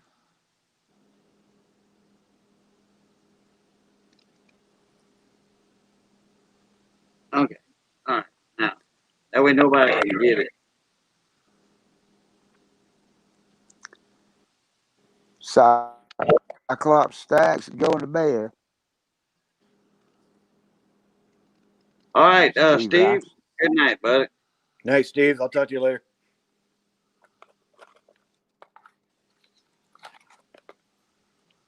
Now I'll have it for further reference. Hot dog it. Get rid of that. I gotta go back in StreamYard and grab my invite link. All right. Boom. Boom. All right. That's done. That quick. All right. Boom. Boom. Boom. Boom. All right. Email sent. There you go, Decone. I thought I had him up here. I thought I had his email. I'm pretty damn sure I had him in my panel already. He's not a stranger in the panel. I know that.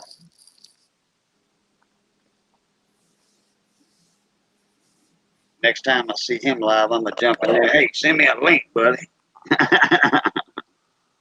Have no fear, the raging Cajun is here.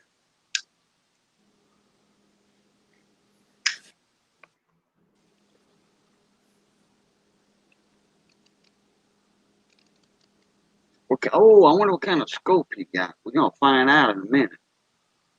What if he got one of them Optitex or one of them good AM scopes? With all the money the cone got, he probably got him an AM scope with that $400 camera on it. AM scopes, it's not the scope that gets you, it's the camera that costs you for that stuff. But I tell you what, man, you can take some quality pictures with them AM scopes in that camera. Like quality like Chuck Copper Coins does. Chuck Daughtry. That man's got some beautiful pictures of his pennies. It's under your face.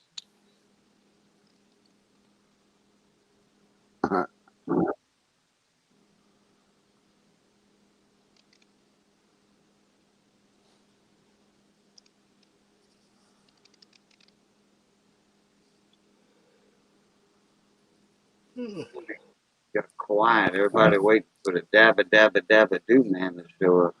Yeah. That's what I was waiting for. Yeah. I want to see what he might have got in one of them little $80 Optitech. Hey, that's a nice scope. I mean, my next scope, when I grow up, I want to be just like everybody else. Manic Coins, Ken PV, New Coin, uh, Mike Badger. Charles Who else? Kelly. Who else got one? When I grow up, I want to be just like them and get me an Optitech scope. Those are nice scopes for 65 to 80 bucks. Charles Kelly, $4. What am I bidding on? Sold to Charles Kelly. And Charles Kelly is timed out by Tex Guy 790 for 300 seconds.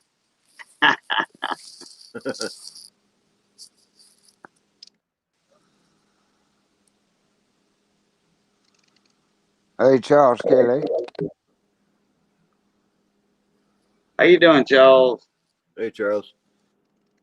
He's up early. He's up at 4 o'clock in the morning. I don't know what he's fixing to go do, work or. I know he's not getting ready for the hurricane. Hey, there's Jimmy Buffett. He's not getting ready for the hurricane. Oh, hey. You got your YouTube side on? No, it's Richard Buffet. They call me Dick for long, Dick Buffet. Oh, okay. No, I was just making a joke on it. You got your YouTube side on? Oh, I must. Or something's on in the background. TV or kill it How's YouTube. that?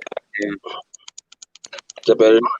Yeah, that quiet down. Oh, look, he got a jersey. Check that jersey out. Well, no, this is Dakota 17. Yeah. Yeah, This is my table. looks like a jersey. Oh, yeah. Yeah, sure. It does. Yeah. It does. Yeah. I was What's trying to find out. Oh, no, I was just looking at some of the shit I got, man. I got some good ones that I just was looking at, you know. What kind of scope you got? Optitech, Amscope? I don't know. It's this little janky one. I gave up on it. I put it over here. I don't know whatever this is. Oh, you got a Simscope. Yeah, a little $25 job. Okay. Yeah, it's hard to use. I've been trying to get it. Roadrunner. BB. Uh-oh. Roadrunner. Hey, Roadrunner. Let me see. I was trying to find. Oh, here it is. Oh, I got you, Charles Kelly. Okay. Hey, did that scope come with a little disc? A little. Yeah. Okay. Sometimes you have to use that disc to install a driver for that. Yeah, the small problem is I got a MacBook. I don't have no disc. Oh yeah, you don't have the little tray. Yeah, I don't have a driver. Oh well, okay. Then they want you to download the driver. Oh, great. Yeah. Well, they have all that's in the box it came in. Yeah. You know, the address, the website, or whatever.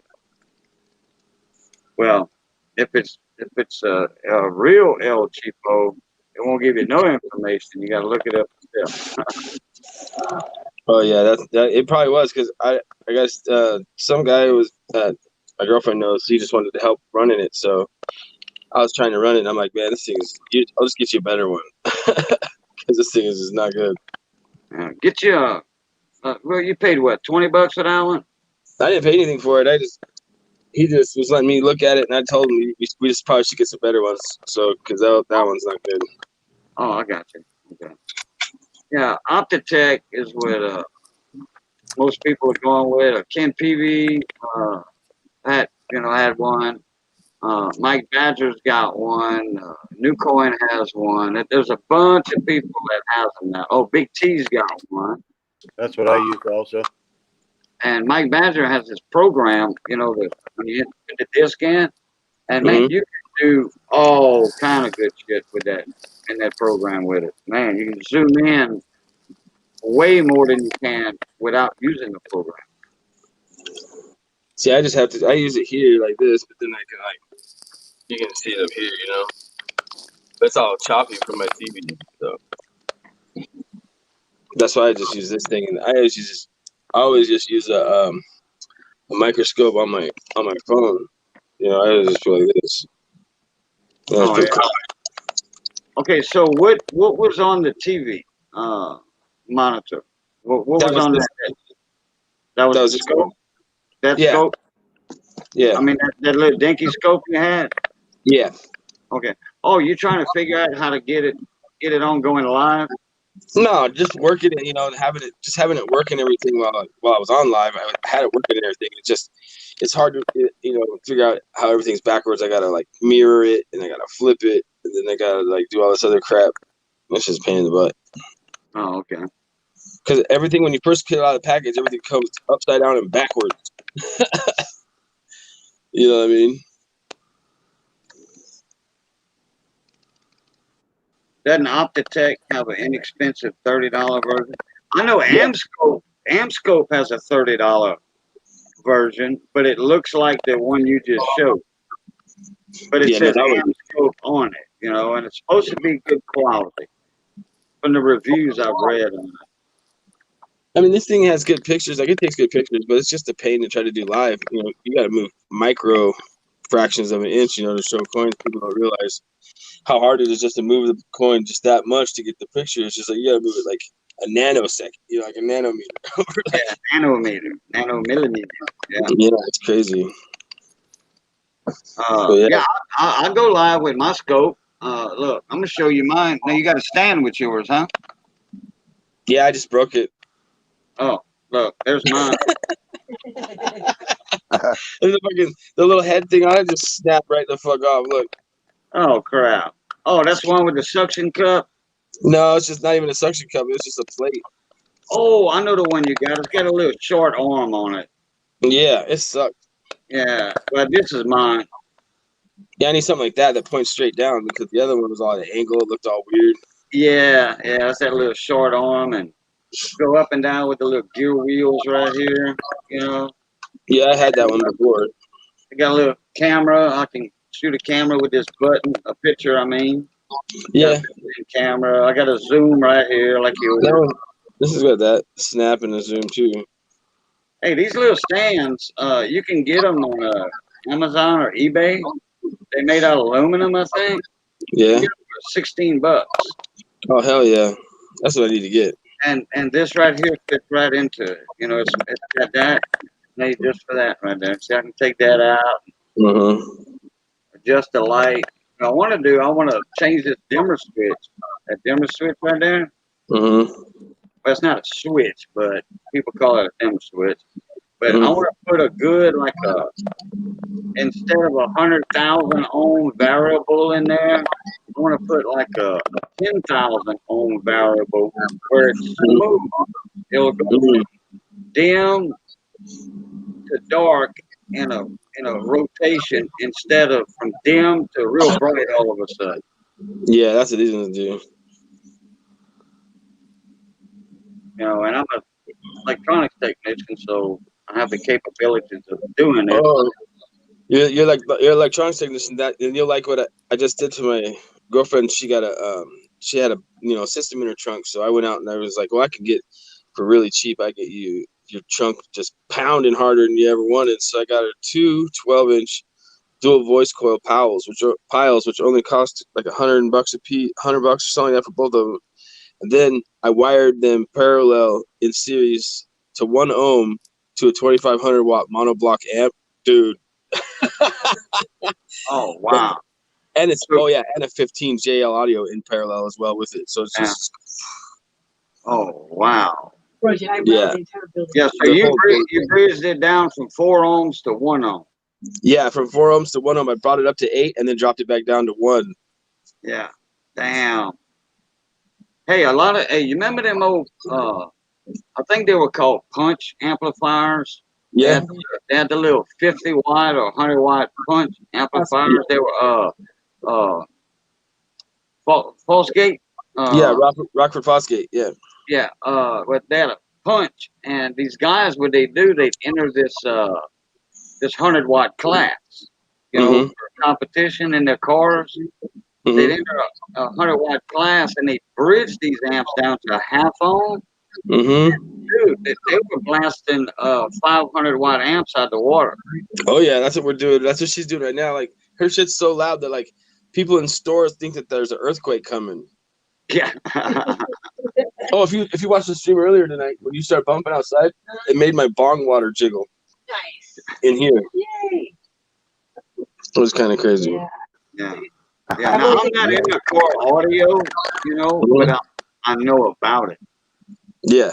That's the first time I ever did this. I was watching all these shows on how to get a lot of power out of amps. Now, I can repair car audio, like the amps, you know, like big what were them big popular 500 watt amplifiers, 700 watt amps?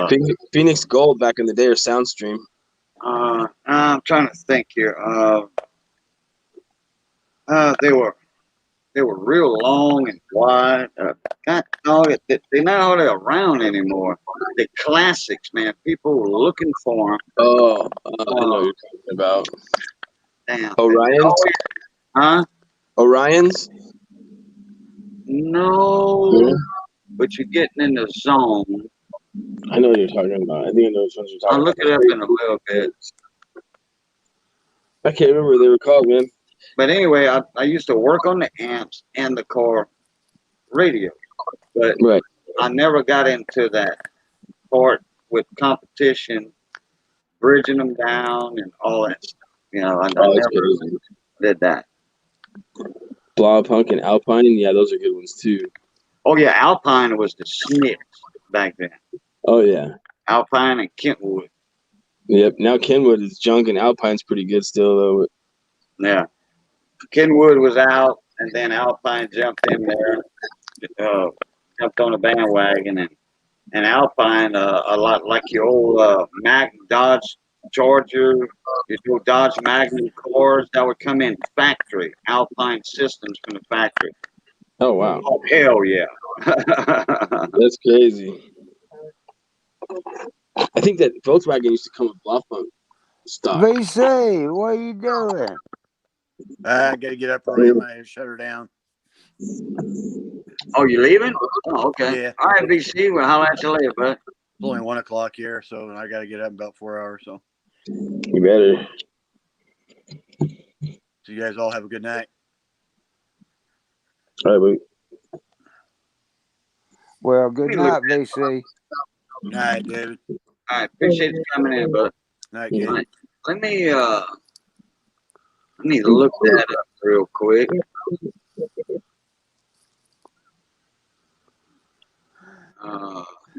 Let me see here. Well, I guess I use this tab.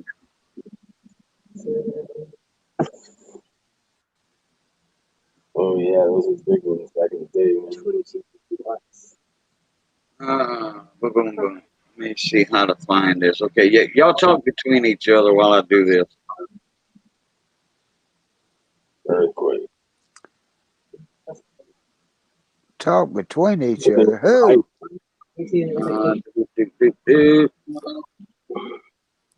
Might have to switch my account. Yeah, that gold coin's smaller than a freaking Trime, that's for sure.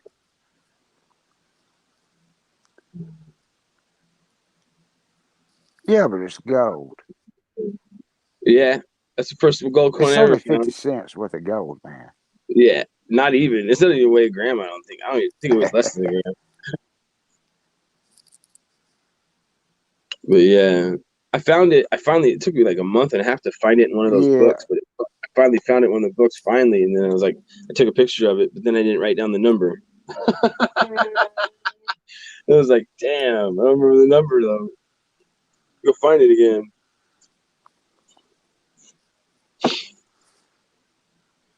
Well, not just anybody can find gold coins metal detected. Nope, I didn't. I thought I was. Honestly, I had it on video too. You were metal detecting, right? Yeah. Yep. And I was like, I thought it was a kid's play coin because I found a bunch of them before, and I was like, and I just threw it in my pouch. And I know I had it on film, but I don't know what happened to that. But it wouldn't have been very fun because I like wiped it off and we were going, oh, it's a kid's toy, and I just threw it in my pouch. Then I looked at it later and I was like, wait, this is struck on both sides and there's not any clashing. I wanted to look into this, and then it didn't turn silver when I wiped it. So I was like, oh, well, that's crazy. So then one thing led to another, and I was like, damn, these are real. So that was crazy. Then I'll bet it sat in my finds pouch for a month. Yeah.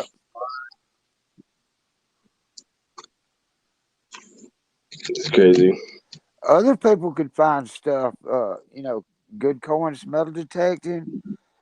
Mm-hmm. If they would just do like you and just only go places where people throw coins away. Right.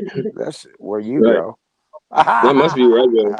I said that before. I know. Remember? I see you say it before in the chat. He's like, hey, that's why Cole finds coins. That's where Deco goes. He goes, "Will they throw them away?" And I was like, "I must." But I went back to that one place where there was those mobile homes, but the guy kicked me out. I went back again because it's still not posted. Okay, I found it. What'd you find? Those amps Oh, that yeah. are still popular and stuff. It's the Alpine MRV series. Yeah.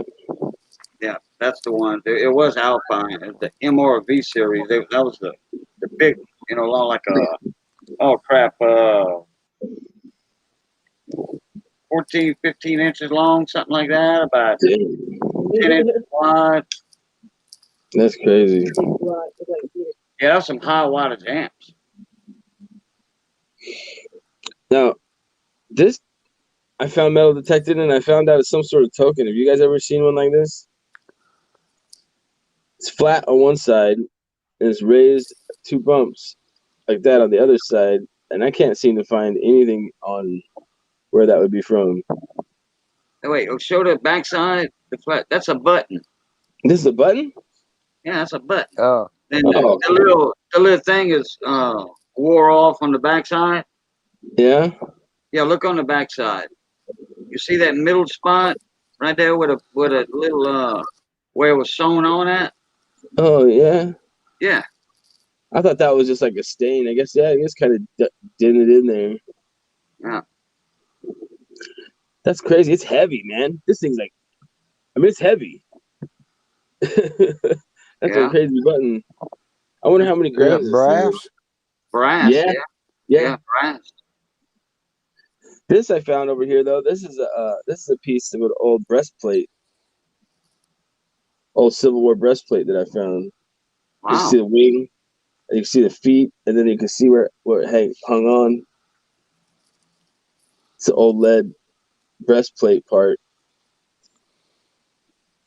You can see the wing, and then like some feet of the eagle here. But yeah, this gold gilt right here is still.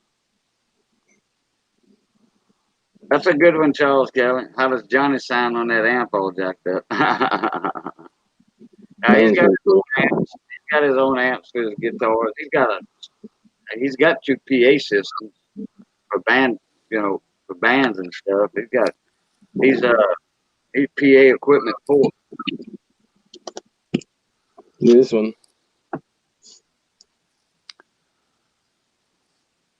Oh yeah, Masonic Temple, Philadelphia, 1873, 1973. Yeah, it's some dude. I don't know, came a master wizard or whatever the fuck they do. Oh yeah, Grand Master of the Masons. Yeah, that's getting into your Shriners area like that.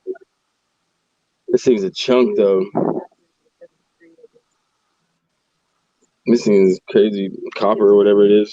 You become like your Masons, and when you get up to like 33rd degree, then you're into the Shriners area. That's a highly secretive society.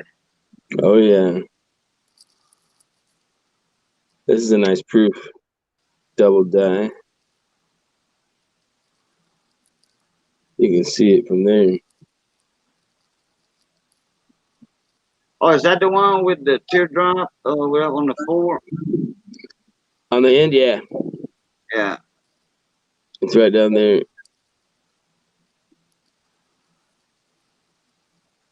But yeah, it's a nice one. Oh, Charles Kelly wants to know if something's for sale. Charles Kelly, which Everything's for sale. okay, the button, the breastplate. I know the coin's for sale. For sure. He'll type in what he's asking about in a minute. They're still out there. There's coins on the gold. That's what River said. Oh yeah, if he wants to buy that, he can. I don't care. I don't know how much. That's a copper round, huh? I don't know what it is. I got it from a cheapskate. I think was it? Yeah, $7. You can hit me up on my email. My email was on the screen. That's a copper round. Yeah, I'm no Mason or anything. I just got that in the bin or something. Let me get that email and type it back since you don't mind showing it. Yeah, I sell coins online, so it doesn't matter. That's true. Let me bump that in there right quick.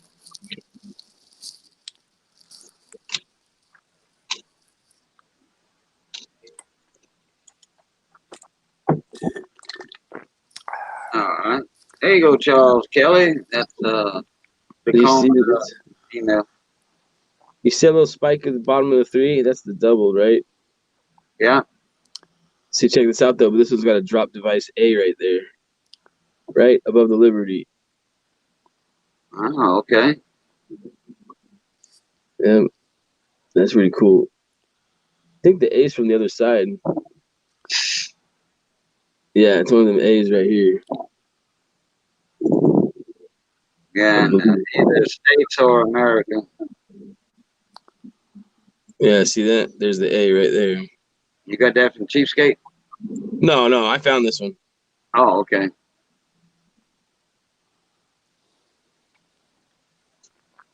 That's pretty cool. That's your PayPal and email, or? Yeah. Mm-hmm. Okay. Yep, all in one, same.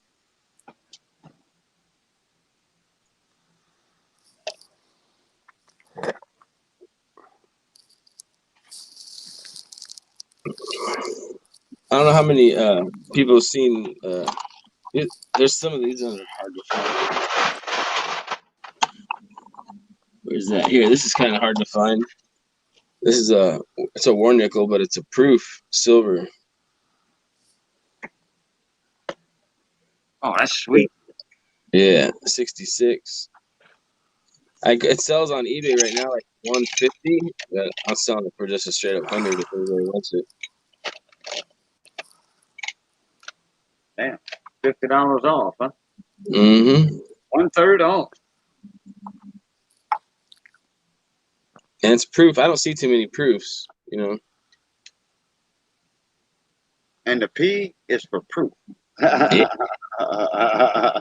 Well, I sent it off to Wexler because when I got it, I cherry picked it because I thought it was an RPM, and it definitely has split serifs, and you can see something that touches the bottom of the U, and you see it there, and it goes up to the B. It looks like a part of the P, but he told me that it was just normal. But you can see it right there. It's kind of weird looking. I thought it was a tilted D, like this, but I guess it's normal.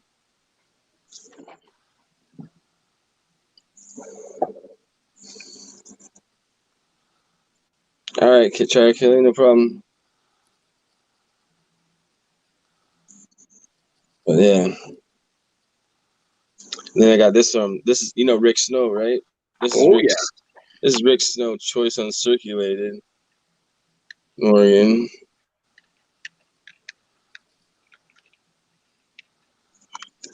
But I'm gonna send this one also off to Wexler because it also has what looks like a nice RPM that I can't find anywhere on any books. But I can't really see it from here. Let me see. I've got. Oh, I need to charge my phone up here. I've got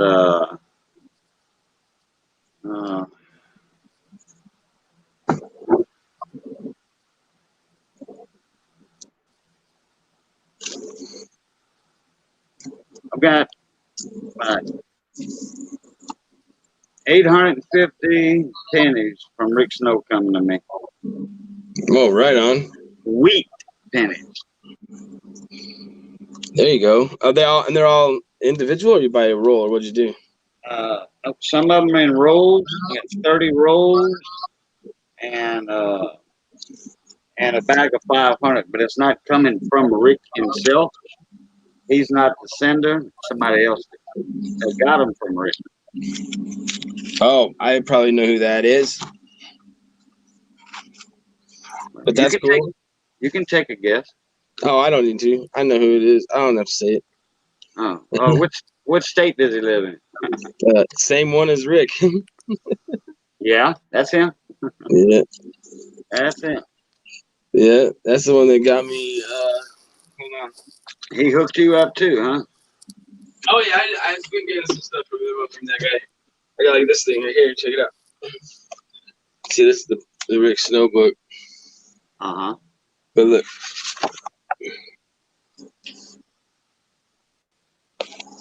But then I think I met him when I lived in Tucson. I went to a couple coin shops over there, and I think I met him Oh yeah, I bet. when I lived over there. But I didn't know that he was in all the Flying Eagles and the Indians and all that stuff. I didn't know all that. Oh yeah, he's the dude. It's My kind of mind crazy. was on working at that time, but I went to a few coin shops because, hey, I'm in a different state, I'm working in a different state. Let me check out what these shops here have to offer. Mm-hmm. And that place was full. I think I remembered some of those logos in that shop. Yep. He's got all kinds of good stuff, man. He's got coins in there that like no one can afford. Yeah. You know what I mean? Like $1 million coins. Like what the hell? It's like, if you want to, people say, oh, you can't make no money from coin collecting and stuff like that. Well, that man disproves that theory. Yeah, he does. Plenty of people disprove that theory. There's no money in coins. Oh, but. Oh, yeah, there is. You get coins like these, like this 14. Ooh. Oh, crap. Yeah. Where's the D at? Yeah, I wish. In this grade, if it had a D, you'd be fucking rolling. Yeah. Here's a 19. I can turn the. I don't have no. Wait, here we go. I get better light on these. I can. There we go. There we are. Yeah. This is 19. They got all kinds like that. Roadrunner said there's a couple of van riders on the 1800s morning. There's a lot of van riders on that. Yeah, a couple hundred. Yeah, no kidding. Okay. I sent a 1787 copper for Oz's 1,000 to Durban yesterday. That's like the oldest copper I had though. Roadrunner says weigh it. Which one? This is the nicest silver Kennedy I've ever seen, and it's a double. 500 bucks. Oh yeah. This thing is, look at, tell me if you can see me one nick or dent on any window or any step or any door. Wow. There ain't none. Look at them fields.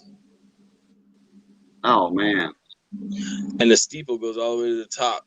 No breaks. Yeah, that thing is mad, crazy good looking. Now, that is a fine example of a silver half dollar. Oh, yeah, there's no thing. You see the line coming down his neck right here is where you can see that that's the doubled one right there. And on his cheek right here are the only bag marks. And his other coin bag marks are right there on his chin. Yeah, I see. Yeah, just them two little bitty ones. Yeah. You just got to hold it at the right thing to actually see them. Otherwise, you won't see them. Man, and that thing's colors are so sweet. You see, those came only in sets, so they were handled a lot better than business strike. Oh yeah.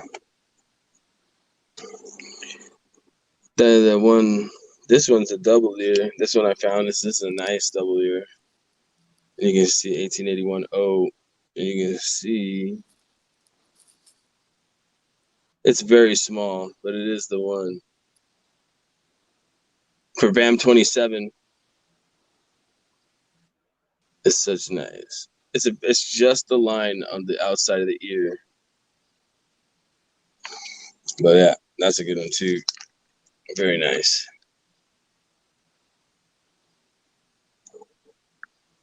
That's a nice coin. I was looking at the detail in the hair above the ear. Mm-hmm. That's one of your grading points right there. You get a lot right above the ear. That big lock of hair there. Mm-hmm. You got good detail in that hair right above the ear. You got something. Oh yeah. You can. I can't really And show that. cotton balls. Oh, there you can kind of see it. There you go. You kind of see a little better. Oh yeah. But See yeah, something. it's definitely there, and it's definitely matches. You see a little nubbit sticking out below too, down right there. I can't zoom with this camera for some reason during this program, but it's definitely there. That would make this one in MS65. This is a $900 coin. Yeah, I would say that'd be about a 63 or 2. Yeah, it's kind of what I was thinking. It's pretty It's nice. hard to get a Morgan in a 65. And you gotta have that eye. You know, I mean that coin has to be like nothing on the cheek, uh, nothing in the field. You know, it's just the organs are hard to get that high grade. Oh, I'll bet. I got that Rick Snow. You can totally tell the difference. Like, okay, in quality. So like that you said 62. Well, Rick Snow says if you get one of his choice uncirculated, that it'll grade 65 or better, no matter what. He guarantees it, right? You Yeah. can just you can totally tell the difference comparatively. Like this So one, that's a this one, 65 in your left hand. yeah, that's Rick Snow 65 is what he says. Yeah. Yeah. You see the difference between that coin and the right coin. Oh yeah, big time. It's like not even comparable. It's like night. This one looks proof compared to this one. You know. Hey, Uncle Al's in the house. What's going on? Oldies and goodies. Oh, Mr. Oldies and Goodies. Hey, Al.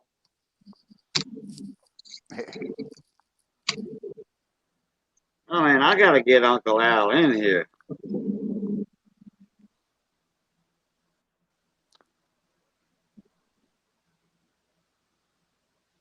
That thing's crazy good too.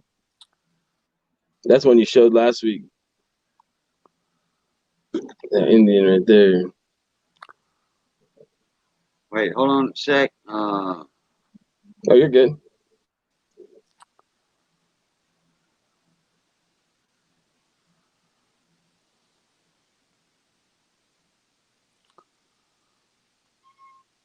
Uh-oh. Kitty, Oh, kitty. I'm 17 typing. stripping. This one you can see the 9 and the identicals right here. Look down below the 9. There's 710 right down there, below that first 9. There you go. What happened?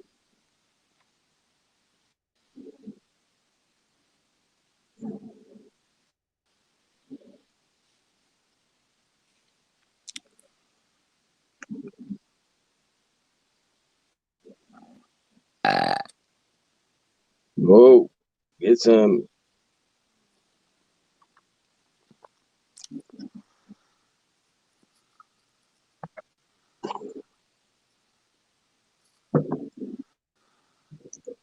I think Roadrunner's messing with people with these gold planted things, killing me. He wants me to start looking at every single one of my reads I got. That would take months. Thank you.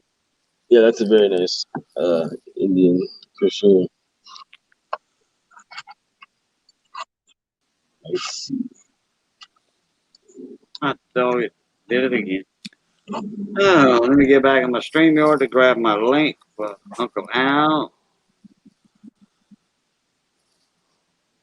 All right. That, boom, that, boom, that, sent. All right, Uncle Al. All right. Oh, look. look at that. Oh, man, look at that weedy. That's a 26.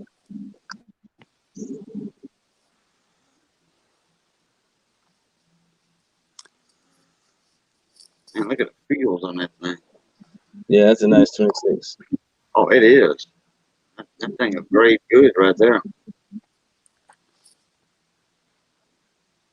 Mm-hmm. How's the detail? How's the strike on the reverse on that thing? That one on the strike on the reverse is real good. You look at here, like tilt it for you. Some of those are kind of, that the United States has that kind of, and the 1 cent On kind of. 20s, you can still see the O will all be missing up here usually. On 20s, the O will be missing, like the top part right here. Yeah, that looks like a sharp stripe, a sharp strike. It's a little faded right by the E and the D. They're not too bad. That's a nice example, though. That one Yeah. is. Yeah, I got some other ones like that. This is just one little box I just had sitting here. Oh no. There's all kinds of early weeks. Yeah, I got all kinds of the early weeks. There's a nice 36. This one's got some doubling on it. I don't know what number it is, but it's got the peg leg R.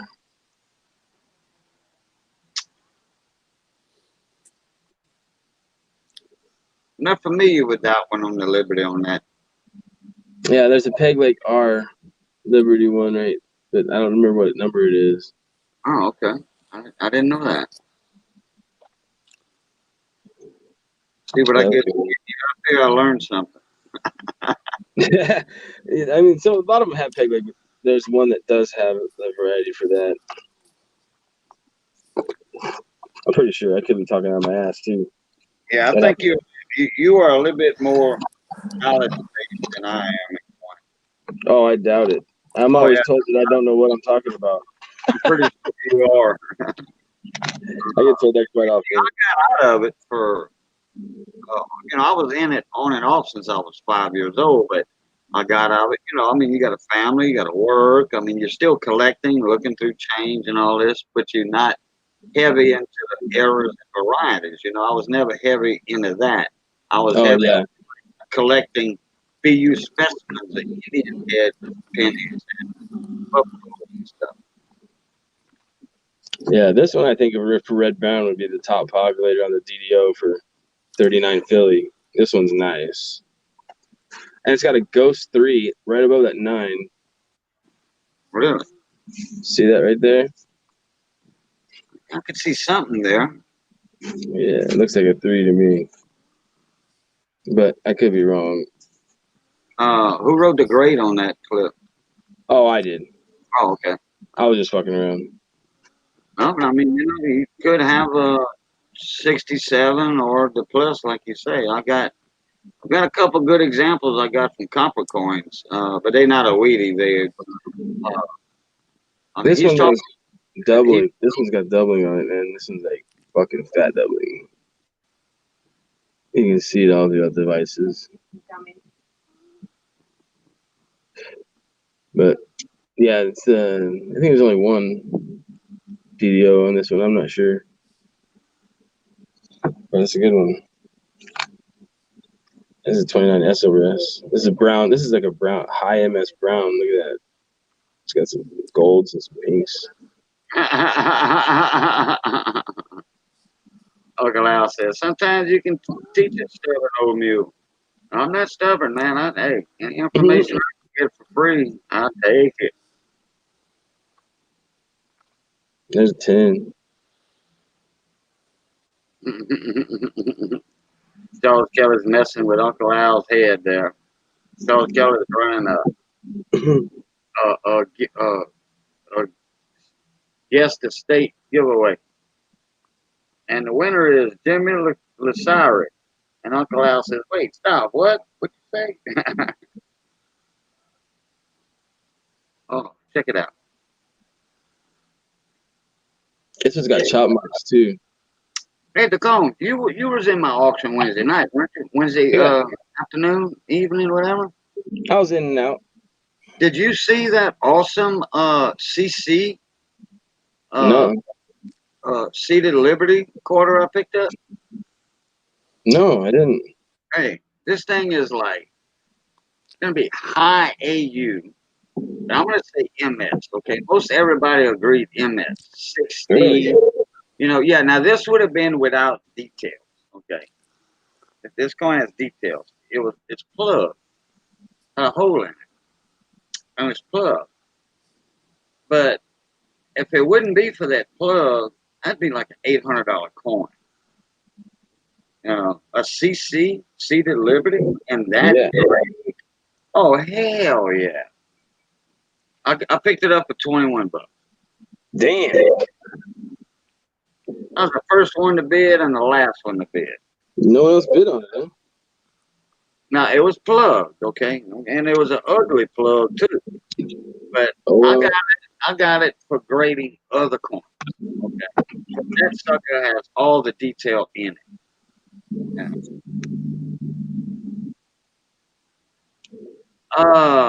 Let me see what year, Charles Kelly. It's 1888 or 83, I think. I haven't got the invoice on it yet from Value Hunt. Yeah, I stole it, but I mean, no, but I was the first one to bid. I think he started it at like 11 or $12, and it was me and Joe Sharp, Sharp Eye for Coins, and somebody else, and then I went out. I typed in out, and then I got to thinking about it, and they were counting it down, and somebody threw in an extra buck,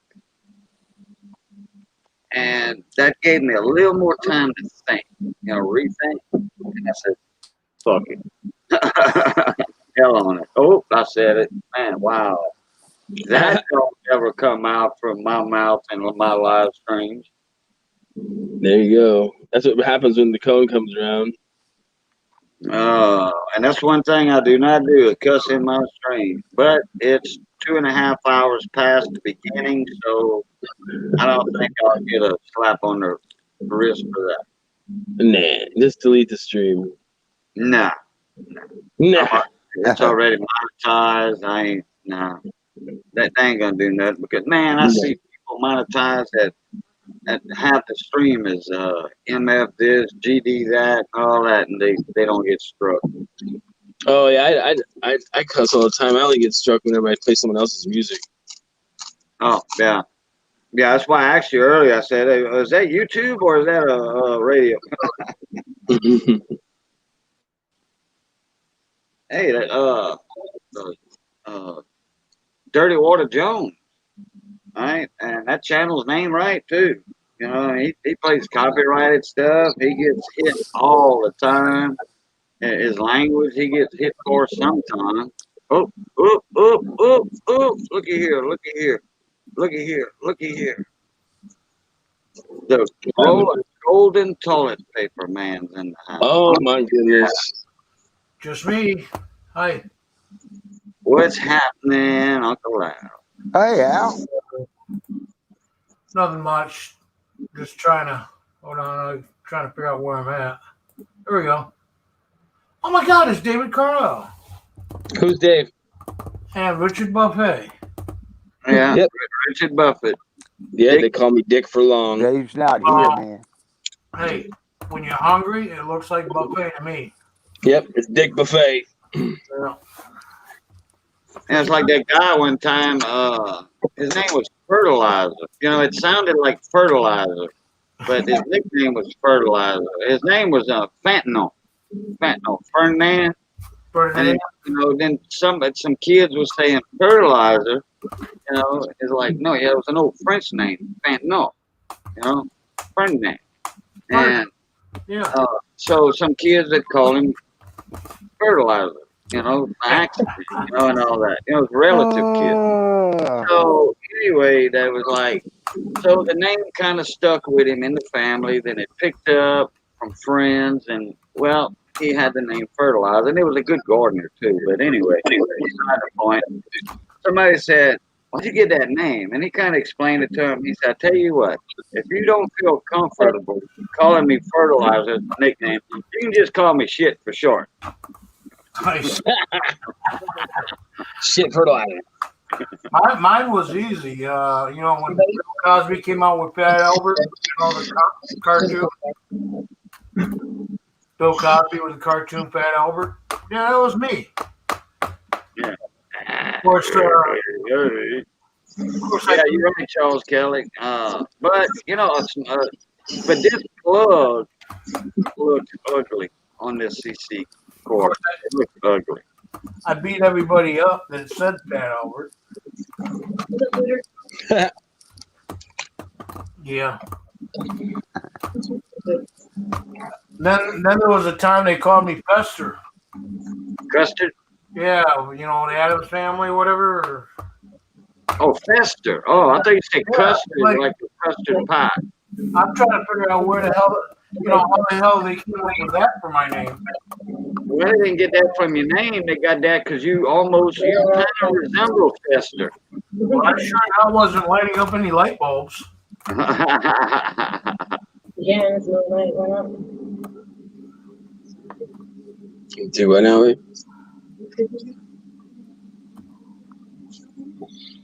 All right, man. I got a bunch of coins I got to search. I'm gonna take off. I'll check my email for that guy. Yeah. Oh, all right, all right. Well, hey, appreciate you coming in, showing off some good quality stuff, man. You do have. Oh, everything's always for sale, man. If people are looking for shit, come by my place. I'll tell you what, hey, DeCone, you need to come in my auction sometime, man. Oh, man. I multi-channel auction twice a week. You need to come in and put up like 20 items. You know, we do like we could 20 do 2,200 items if you wanted to. No. We don't like to keep it that. So that's DeCone, huh? Hi, DeCone. What up, buddy? Dabba do. I haven't But seen you. I'll give you like, because we have like 4 people sometimes, you know, mostly 3, but we have guests and you invited. But what you do, you just you keep it down to about 25, 24, and that'll make you 8 turns because we go 3 lots per person. Right on. And yeah, I'm in. Let me know. Show your 3 lots, then it's Bayou Hunter's turn. Then it'll be Mike Badger's turn, then Roadrunner's turn, and your turn, and you know, and then I'll throw a penny game in there in the middle part of it. Yeah, I got all kinds of stuff to do, man. I got all kinds of stuff I'm trying to sell because my food truck business is probably going to be changing real soon because it's just not working out. My food truck business is going to be probably to me. I mean, I don't know. I'm going to do like more catering stuff and focus more on doing coins than cooking. It's just too much. Yeah. Yeah, you mean dealing with the general public every day, all day. Yeah. Well, it's more like dealing with my mom as my business partner and just I don't want to work every day, man. My kids are grown. I mean, I'm 43 now, but I got 23 and a 19-year-old. I don't have to work every day no more, man. I did that for so long, paying child support and working every day at my ass. I'm just not into it no more. Yeah. Well, it looks like you've got a good inventory of coins, so you can make a good living at that. Oh, man, I got coins for days, dude. I got all kinds of... I know. Yeah, you got way more than that stashed away, too. Oh, yeah. You know, 1,000 times more. Here they Okay, now in my auctions, okay. Bayou Hunter usually puts a lot of sets up, mint sets, proof sets, silver and regular, 40%, and then regular, and then the silver sets from like 04, 05, stuff like that. You know, all the quarters, and then the half and the dime. You know, anyway, and then you can throw in like. A good idea for you would be some high grade copper. Yeah, you know? I was gonna say some silver and silver. Yeah, I was gonna say if you're gonna promote anything, you can promote that. I'll have a lot of early high end like Lincolns, early like teens and 20s. Hey, that might. I know that's going to fly in my auctions. That will, because Paul Hampton comes in there, Majestic Coins. Yeah. There, hey, all these are penny guys. Oh yeah, I got tons of those kinds. I got high grade, like all those kinds of stuff, man. It's like, There you go. that's a 12. You That's a start 12. them low, and man, look, they bid them things up big time, and they Yeah. do.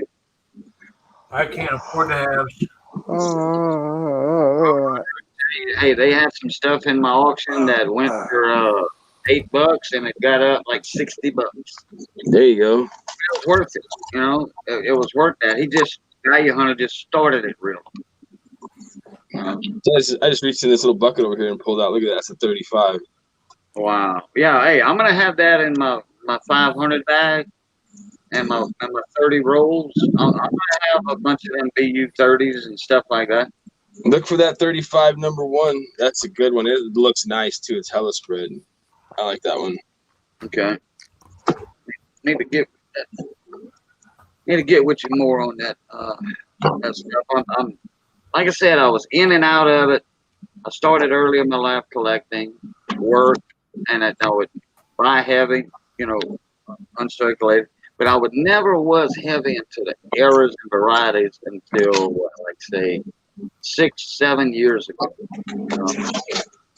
Yeah, I was. I mean, I was into like looking at all the varieties and everything and all the Lincolns, but now, if it's not in a high BU grade, I don't care. I don't look at them anymore.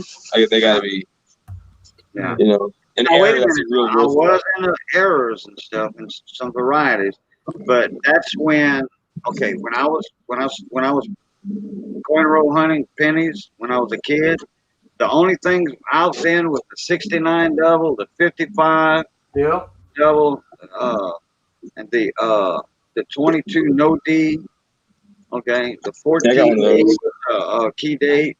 That's what we were searching for, because the 72 pennies weren't even out yet. You know, because it wasn't even 1972 yet. This is 1970, 71. Oh man. You know, so. But yeah, I did look for errors and varieties, but it was all the major stuff. Hey, You guys are looking. occasion, even back then, the weeks were only worth like $1 to $2 a row. Yeah, I know. Yeah, and they were all brilliant on circular when you were going to them. So, Yeah, I had a buddy that inherited a 1899 Indian BU roll, and he gave it away. wow. Nice. Yeah. I wonder, couldn't believe that. Yeah, I'll be right back. I wonder how many errors he found on 1899. I have no idea, but he said every single one of them. He said looked like a brand new red penny, and he just gave them away. Yeah, they had a lot of overstamps.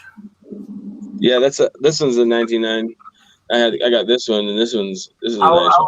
I was looking at it. I didn't see no overstamp on it, but yeah, it's a sweet coin. Yeah, this one's really nice. It's red brown. Yeah, red brown for sure. And then, like I was gonna say, if you guys are looking for like 72 high grade 72, the DDO number 2 that's really spread. Right.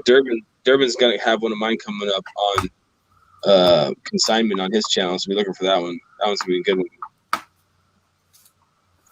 That's cool. Hey, Dimebag. Welcome back, I guess.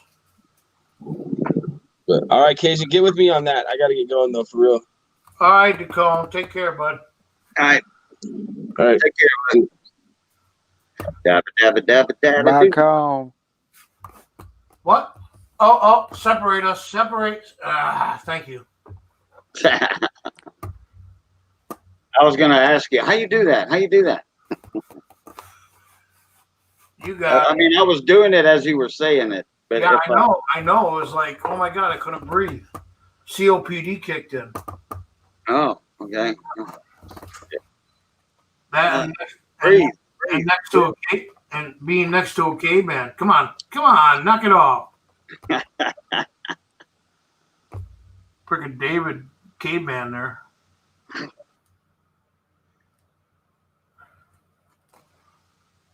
You do now. What are you? Now what are you doing? Yeah, we still up Dimebag. I ain't gonna be on that much longer. Somebody's playing a game again, and Charles Kelly's going for it. Yeah. Charles started it. Are you gonna win again, or are you gonna? It's rigged. No, Jimmy Lasari won the other one. Yep. He wasn't even here to collect it.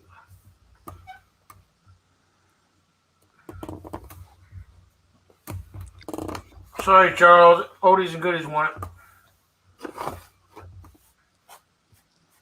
What?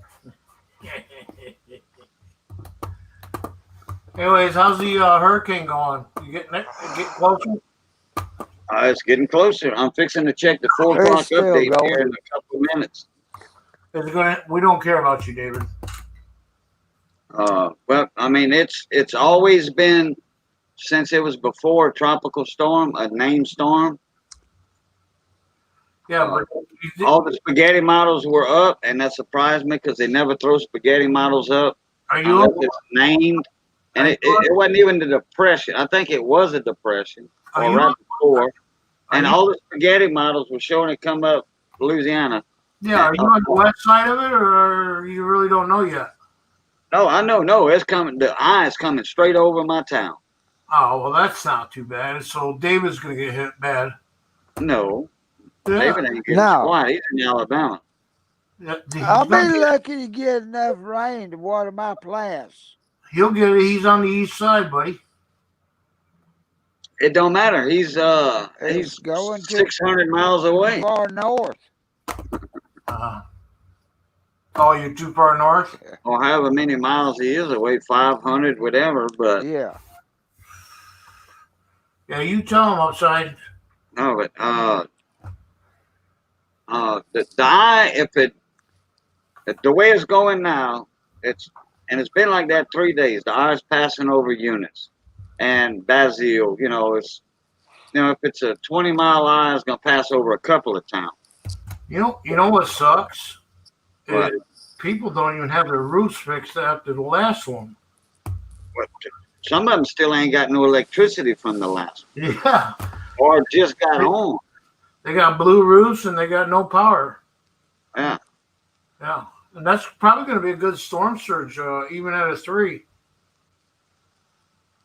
But it's supposed to get maybe up to 3, but it's supposed to go right back down to 2 as soon as it lands, Paul. No, that's a strong 3 right now. Oh, is it a 3? Yeah, what? What's the MPA? Right now, well, I don't know. I'm fixing to check the update. 105, 115. No. The last time it was 120. 120. Okay. Yeah, that's getting 10 more miles an hour, Cat 4. Yeah. And that's nothing for a big storm to increase 10 mile an hour sustained wind. You got the COVID, you got the hurricane, you got the, oh my God, it's just like everything's just going to shit. Yeah, this is our second major hurricane to hit almost the same area. I mean, the landfall of the eye is only going to be 30 miles east of where the other one landed. Well, freaking Gulf wasn't so freaking hot. Not even 30 miles, probably 20. I mean, it was so freaking hot this summer. I mean, it kept the Gulf really warm. And then, of course, now you're getting the condensation from it. That's making the storm stronger. It's like 83 degrees in the Gulf. Let me see. If that 4 o'clock update. Sometime they put it 10 minutes up. Yeah, the 4 o'clock update is here. It's still holding at 120 miles an hour. Oh, that's cool. And it's still moving it's moving straight north now. Instead of northwest, it's moving straight north. You said it's still 600 miles out? No. David's about 500 miles from me. Something like that. Or 600.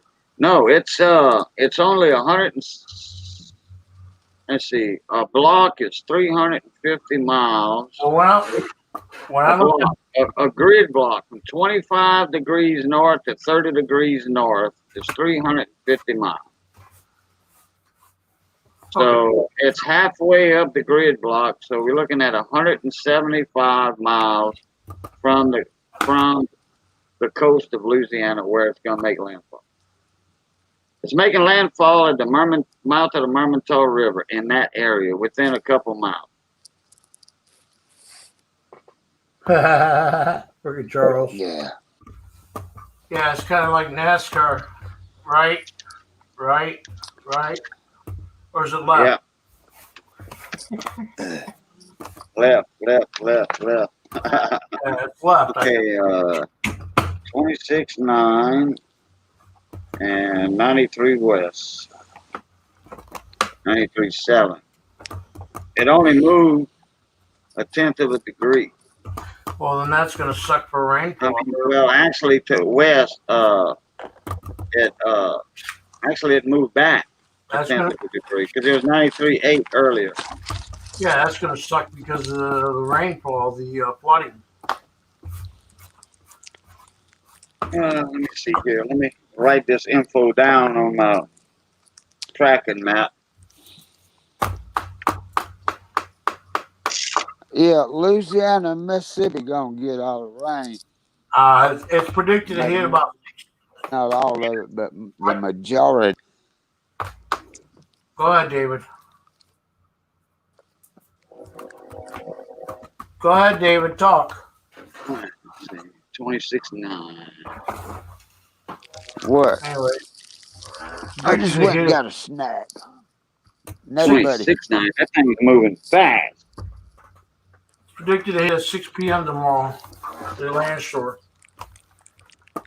Question mark. 93.7. 26.9. Say, Damn, that Cajun? thing's moving fast. Moving 26 miles an hour. No, it's moving fast. Well, it's at 26.9 north. The last one I got was 25.6. Now that thing, it done moved up almost a grid.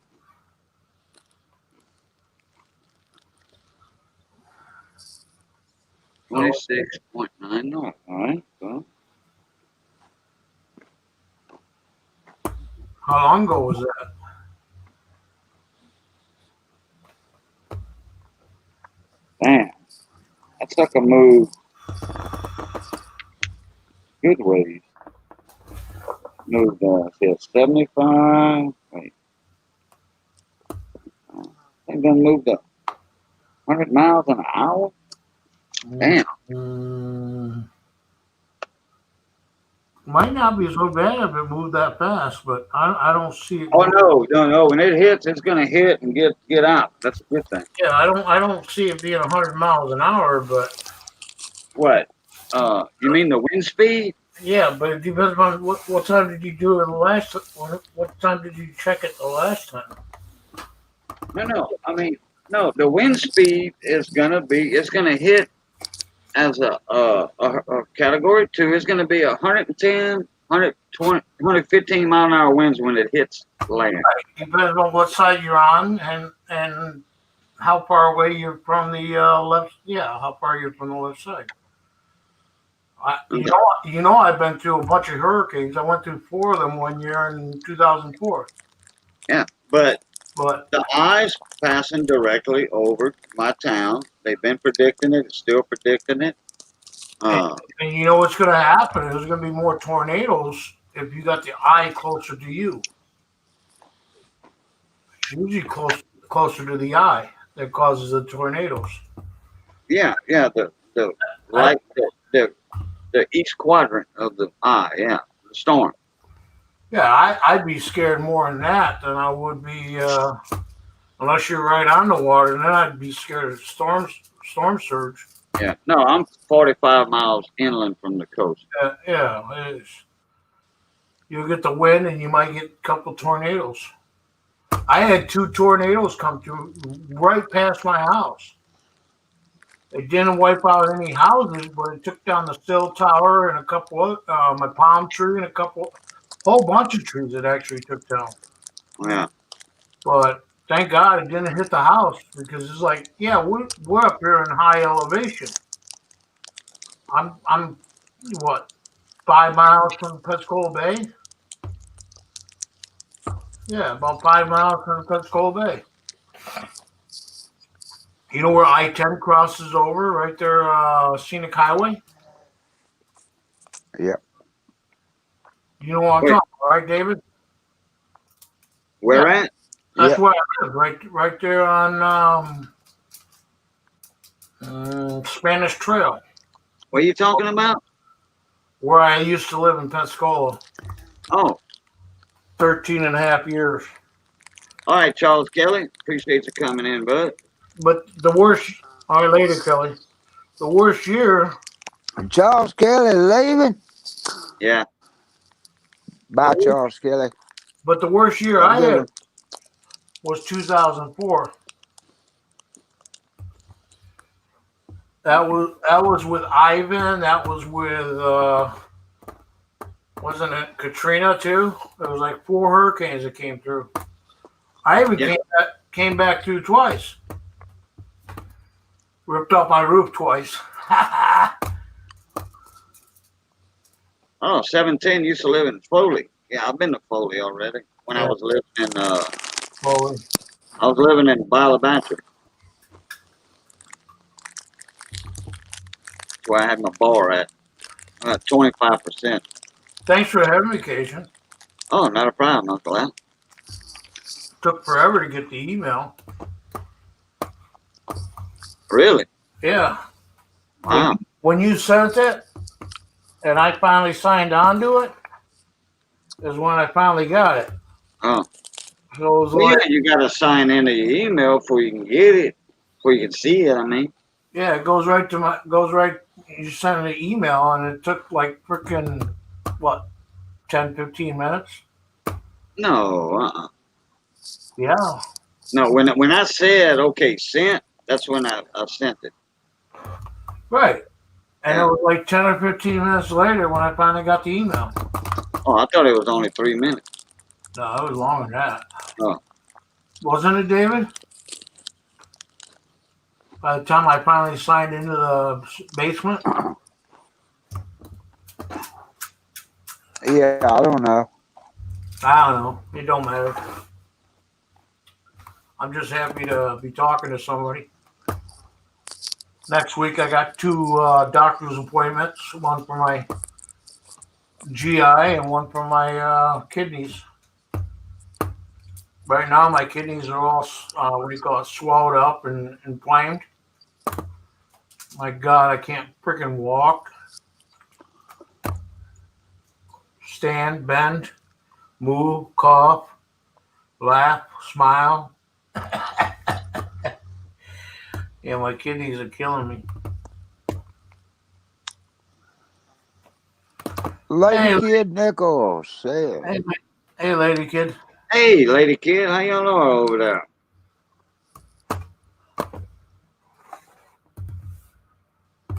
Bayou. She says, Well, you can't. Florida has more expensive stuff on their coastline. That's why you have more monetary damage. All the hotels, resort buildings, expensive houses. Where this hurricane's hitting, it's not a very high populated area. Grand Cheniere's not populated hardly. I mean, you got a couple thousand people living down there on the coast, but that's about it. You ain't got no big hotels and Yeah, casino barges and nothing like that in that part of Louisiana. yeah, It's kind of isolated down there. That's why they hardly talk about a storm that makes landfall in Grand Chenier or Cameron.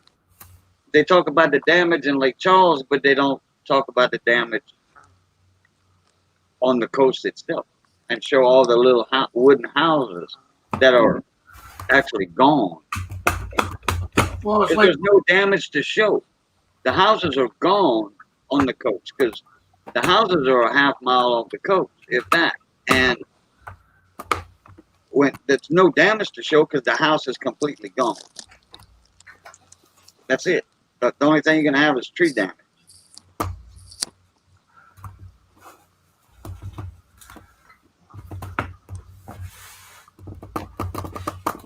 So that's where the monetary value comes in. When it hits the coast of Mississippi, the casinos, oh yeah, yeah, monetary damage. Just remember when it did hit the casinos and took out all the barges. Yeah. Even the land basements. 2004. I remember it. 2005 was Katrina. Yeah, but was it 2000? And Yeah, it might have been 2005 that took out the casinos. I think Ivan hit in 04, I think. Yeah, it was Ivan that hit in 4, and it came around twice. Because I was there. It came around twice and hit Pensacola or at least close to it. It didn't do a lot of damage, but the other ones did ripped off the roofs. But that was because of the tornadoes, not because of how bad the hurricane was. Katrina was all storm surge on the Mississippi and Alabama coast. Yeah. 25-foot storm surge. Oh yeah. My ex old lady bitched and moaned because New Orleans, was never going to be the same again. I said, yeah, right. Yeah, they still got stabbing, killings, robbing, and all that down there. They built most of it back. That's what we do. That's what we do. We're people. Actually, the Ninth Ward, I think, out of the thousands of houses that got flooded out over there, I think they only built back maybe a couple of hundred, if that. Anyway, she asked if you had the hatches buttoned down, but yeah, I would say you do. Oh yeah.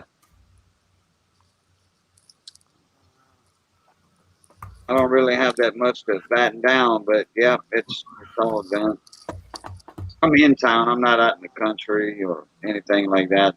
In the country, you see more roof damage and stuff. There's just no wind blocks nowhere. It's all wide open. All right. All the rice fields, soybean fields. Yeah. I don't know where Lady Kid Nichols is, but I'm guessing she's down south there, and she says she's doing all right. I've been in her streams. She has like a ladies' night stream once a week or so, something like that. Her and her husband host the auction or the row hunts or whatever. I think I'm subscribed to her. I just I'm starting to turn all the bells back on. I'm going slow. Okay, I'm taking it easy because I was so like, forget it. I'm done. New Orleans. Okay. Oh, here's the latest thing. It says 200 miles. Okay, I said 175 earlier. Okay, according to the National Hurricane Center, not NOAA, whatever, it says about 200 miles south of Cameron. Hey, do you know they don't even show hurricanes up north here, except for a few channels, news channels? They don't let us know. Yeah, because it's the people don't want to see what's happening down there. You know, down here. I mean. But you know where I find out about it is space channels, because they're the satellites are taking images of the hurricane and where it's at and everything else. Right. Oh, Lady Kid's by New Orleans. Where at? Yeah. Where at, Lady Kid? Yeah, they don't show the fires of California. Just a couple clips. You got Fox News that does. Newsmax TV is okay, but all the rest of them are talking bullshit, and it's all against Trump. It's like they don't show anything up here in the north. Oh, you're in Kenner. Oh, okay. You're by the airport. All right. She's on the. I know where Kenner is. Yep. Yeah. She's but she's got the. She said the ninth ward is still gone in New Orleans. What is the ninth ward? That's the area that I was talking about. All them thousands of houses got flooded out and all that. Yeah, Got, they were all what like not subdivisions, but they were all like no, there was subdivisions. okay, Now, they were subdivisions. just old wood frame houses. It was the poor side of town. It used to be a nice part of town 80 years ago. You know, Yeah. it's the ghetto, the extreme ghetto of New Orleans is the Ninth Ward, and it's south of New Orleans, south of the French Quarter, and all that. That's the Ninth Ward, Lower Ninth Ward. Well, that's interesting. I don't know. I was like, we were supposed to take a trip there, and then all of a sudden the hurricane came through and ripped everything out. Well, pretty much in New Orleans with Katrina. Okay. Are you familiar with Brad Pitt and Angelina Jolie? Those they had this program uh, for building houses down in the Ninth Ward. They built a few houses down there, and I know. some other movie stars did Yeah. the same thing. Well, out of all the thousands of houses that were in the Ninth Ward, there might be 150 houses, 200 houses that got actually rebuilt, and those were built by people with millions and millions and millions of dollars that were down there, and the money they didn't donate to a certain charity; it was their own charity. Right. They wasn't donating $10 million to a certain charity, and 8 million was going to get soaked up by supervision fees and payroll fees, and only 2 million go to the people. No, they were there, Johnny on the spot. They were there for that, and even working side by side with these people. You know, building these houses. Yeah, Well, you Fats know, Domino too. They helped out Fats Domino. Yeah. they didn't. The presidents didn't send the freaking bull. You know, Huh? the military right away either. You know, it's like that. That's a great thing. Now, Angelo, I do like her movies, but who was the other one? Brad Pitt. Brad Pitt. Okay, yeah. Oh, Yeah, they were married at one time. See, Sean Penn, yeah, Sean Hey, Penn Cajun. was down there see, with his you can even teach an old meal a new trick or whatever knowledge. Marsalis. You know Sean Penn. Sean Penn. You know Marsalis, the trumpet player in New Orleans, and then his son's an actor, black guy, No, something Marsalis. He's a well-known actor and all. Hey. Well, well, I probably do know him. I just don't know Excuse his name. me. go ahead, David. Hey, Al. Yeah. Hey, I got to get off here. I'm down to 16%, and it's past my bedtime, and I got to go. Mhm. We'll see. I mean, see you So, later. All right, good Dave. night, Take it everybody. easy. Good night. Love you, man. Yeah, hey, Cajun. Yeah, thanks for having me. All right. Alrighty. Bye-bye. Catch you tomorrow. Now you're stuck with me. It's all right. I got no big deal with that. There's no way to separate me now.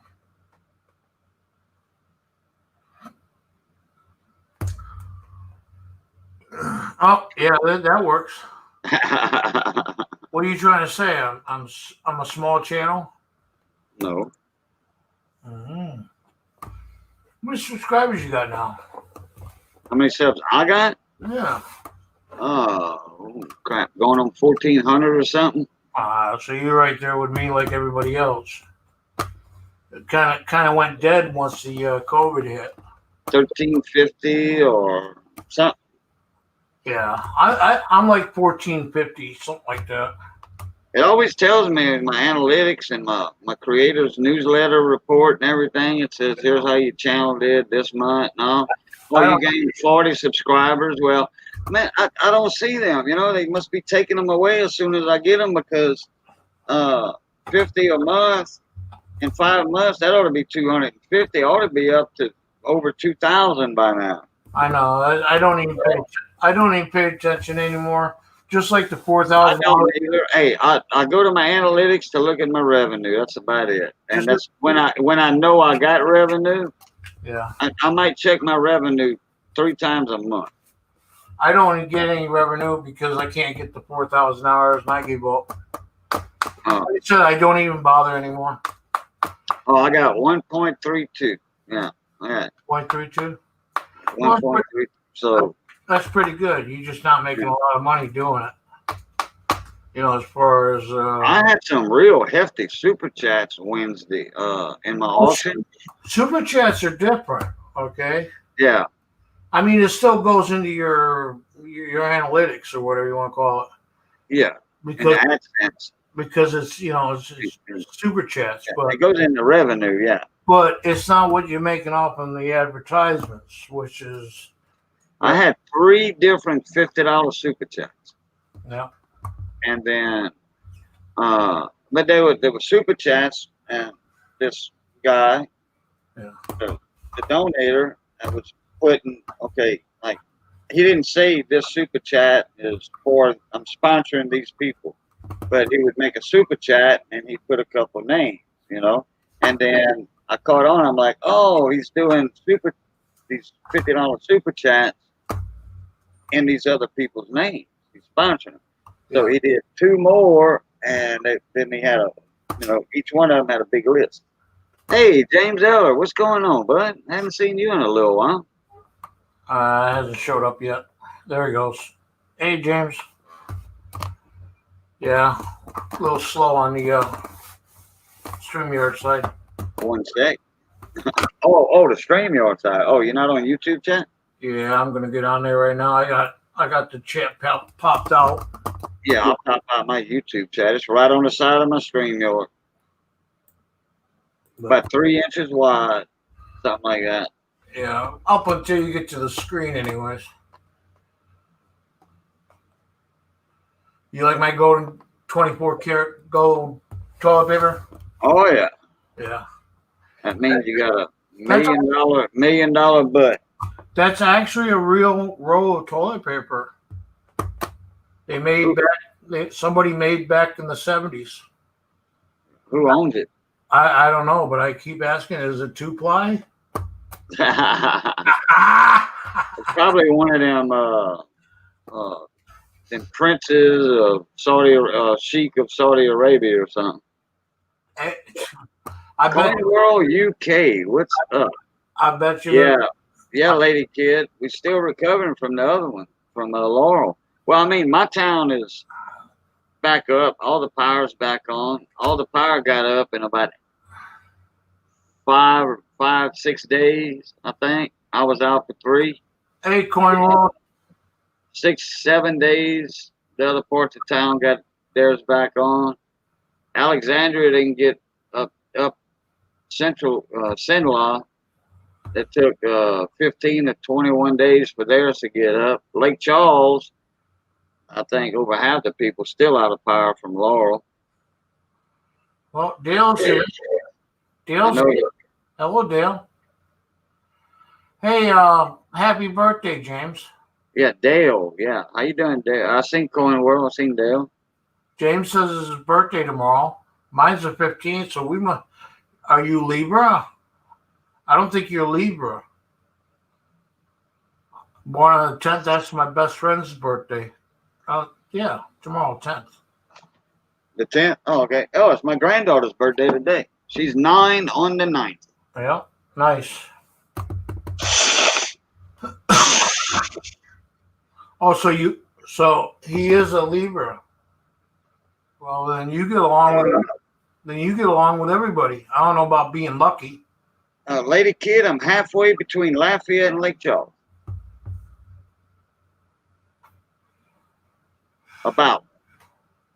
I'm 45 miles from where the eye of Laurel hit. Yeah, my birthday is the 15th, James. There's a lot of October babies this month. Of course, it's October, but anyways, there's a lot of October babies that are in. Actually, I think I'm only about 40 miles. It don't take me long to get to Lake Charles. That's where Chris W's at. Uh, Chris W. yeah, CW, Silver and Coins. Oh, okay, yeah, CW. Christopher W. He was known by, or Chris W. Yeah. He changed his name to CW Coins. He's Yeah. he CW. works. He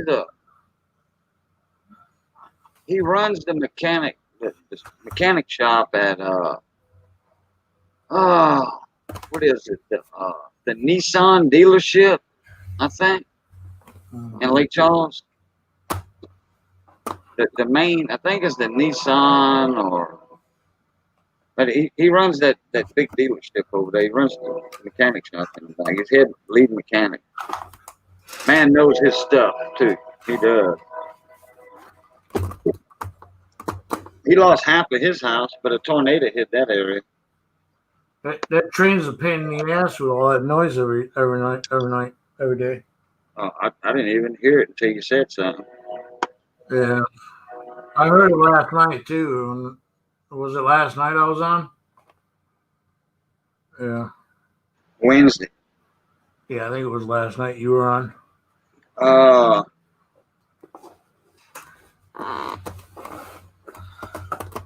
Dang, did I go live? I'm surprised they got it running with a hurricane coming, but I guess they got a day to get. No, Wednesday I was live. Yeah, No, that was yesterday. Okay. that was for my auction. Oh yeah. Okay, I was on the auction, but I never said hi. I thought I saw you in the chat. Maybe I said I don't know. Yeah. Maybe I did. Yeah, I couldn't get you up there because I was doing auction. I don't. I know I didn't stay long. I don't get people in the panel for auction. You know. No, I mean, other than whoever's in the panel already. No, I know that. Oh yeah, I'm smack dead in the path, lady kid. The eye is passing over my town. There's no doubt about it. The eye is passing over us. Last year for Barry, the eye passed over us. That wasn't nothing but a popcorn fort hurricane. No wind, nothing. New Iberia, Morgan City, they caught hell. I was on a channel tonight. There's like about 10 or 12 Libras or October babies, you know? It's like everybody's birthdays this month. And what's the birthstone? The opal, huh? Yeah. All right. I'll probably get admitted to the hospital Wednesday or Thursday because my kidneys are so bad and painful. They're probably going to have to do surgery quickly. But I've only been I've only been trying to get it fixed since March. Oh. When we found out that I had a cyst on it. Well, the cyst is growing, and now it's getting inflamed, which is infection, which isn't good. I got something underneath my arm, right here in my armpit. It's a little bump. Sometimes it's there, same exact spot, I think. Is it just black and like a skin tag? No, it's deep. And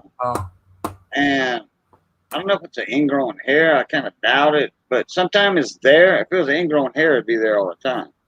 But I got a doctor's appointment Tuesday if we got power. Well, you know what bumps mean? Bumps mean cancer. Well, that's I'm gonna have my doctor check it out. Yeah. But sometimes it's there, and sometimes it's not. I mean, it could be 6 months or a year. Sometimes it just flames up a little bit. It's not real big. It's tiny. Well, I got the same problem with my hernia right now. My hernia is sucked back in. It's gone, and then it bulges out. I don't know. It's not a hernia, but I'm just saying it's like, yeah, it's stupid shit. Hopefully it's not bad. She says she asked if you got your windows boarded up. I guarantee you do. I guarantee you I don't. Really? Oh. Yeah. That took a lot of time boarding my windows up when we had that bad, 2004 was bad. And from Sure don't. I only got 2 southern facing windows. I got 2 northern facing windows. Well, yeah, I got a huge picture window in front of my house, so it's a double. yeah. You know, they're 32-inch windows, the 2.8 windows, 32-inch. I got 2 of those side by side with mullions in, the mullion bar in between, separator. And then I got 4, and both of them are together. Okay, one's in the foyer, a double window, and one's in the living room. And that's 32 to 64 inches, and my TV almost covers it. I got a 60-inch TV in my living room. She might be right. It might be just a little fatty cyst, but usually it just don't disappear. Yeah, it'll go away, and then because I know a few people that had little fatty cysts or whatever, and she's asking if it's super hard when you do find it. Well, I don't know. Let me see. I just found it yesterday. I just noticed it. Okay. Because I got a skin. Yeah, it feels kind of hard. Feels hard, yeah. And if I pinch it, like I'm gonna try to bust it. Try to pop it, right? Yeah. I get a stinging. It stings. It's in a tender area. It's right down my armpit. Yeah, mine's in the armpit too, but they're both. What do you call them? I call them beauty marks, but they're skin tags. Black. Oh, tags. Yeah, tags. Yeah, they're just tags. I want to pop them and squeeze them and get them off my body, but yeah, I know I'm going to bleed to death. You pull a skin tag off, you bleed a little bit. Oh yeah, you bleed all right. I know. Hey Hector, how you doing? Buddy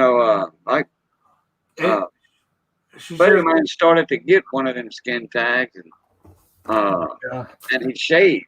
That area. It wasn't. It was like, I don't know. Anyway, he shaved it, and it never came back. Yeah, skin tag is similar to cancer, or it could turn into cancer. But she says as long as it isn't hard, you're okay to go. If it's squishy. Squishy meaning it, like you said, it sucks back in and everything.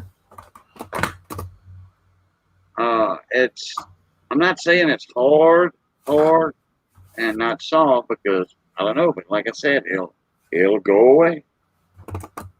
I'm gonna have my doctor check it out. See, this time he'll be able to feel it. The one time before, I wanted to bring that subject up in my office visit. I go every 3 months, but it was like a year ago or 8 months ago. It wasn't there, so I never mentioned it to my doctor. And you probably forget again, right? No, not this time. Oh, I do. Hey, Hector, check your email. I sent you an email, I don't know, 40 minutes ago when you first came in. I have to write everything down or I forget it when I go to the doctors of all my assays. You know what I'm saying? And usually he listens to most of them, but he gets to that point where I gotta go. I got another patients. Leave me, type deal. But he's a good doctor. Later, Dale. Have a good day. Yeah.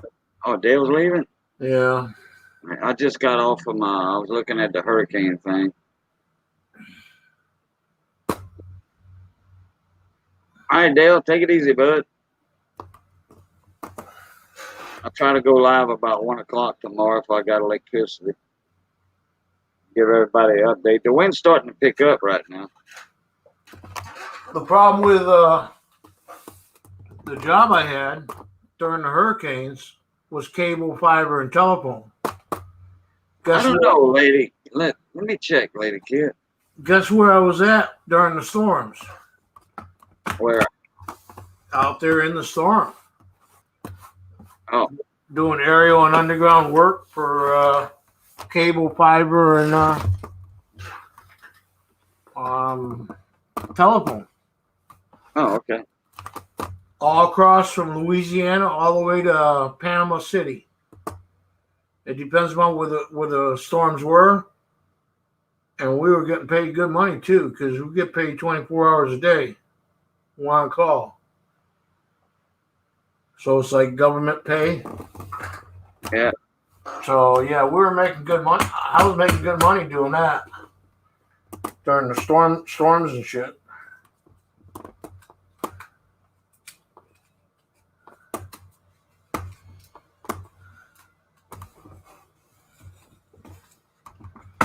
I mean, I couldn't find it under Lady Kid, so there's my email. there you go.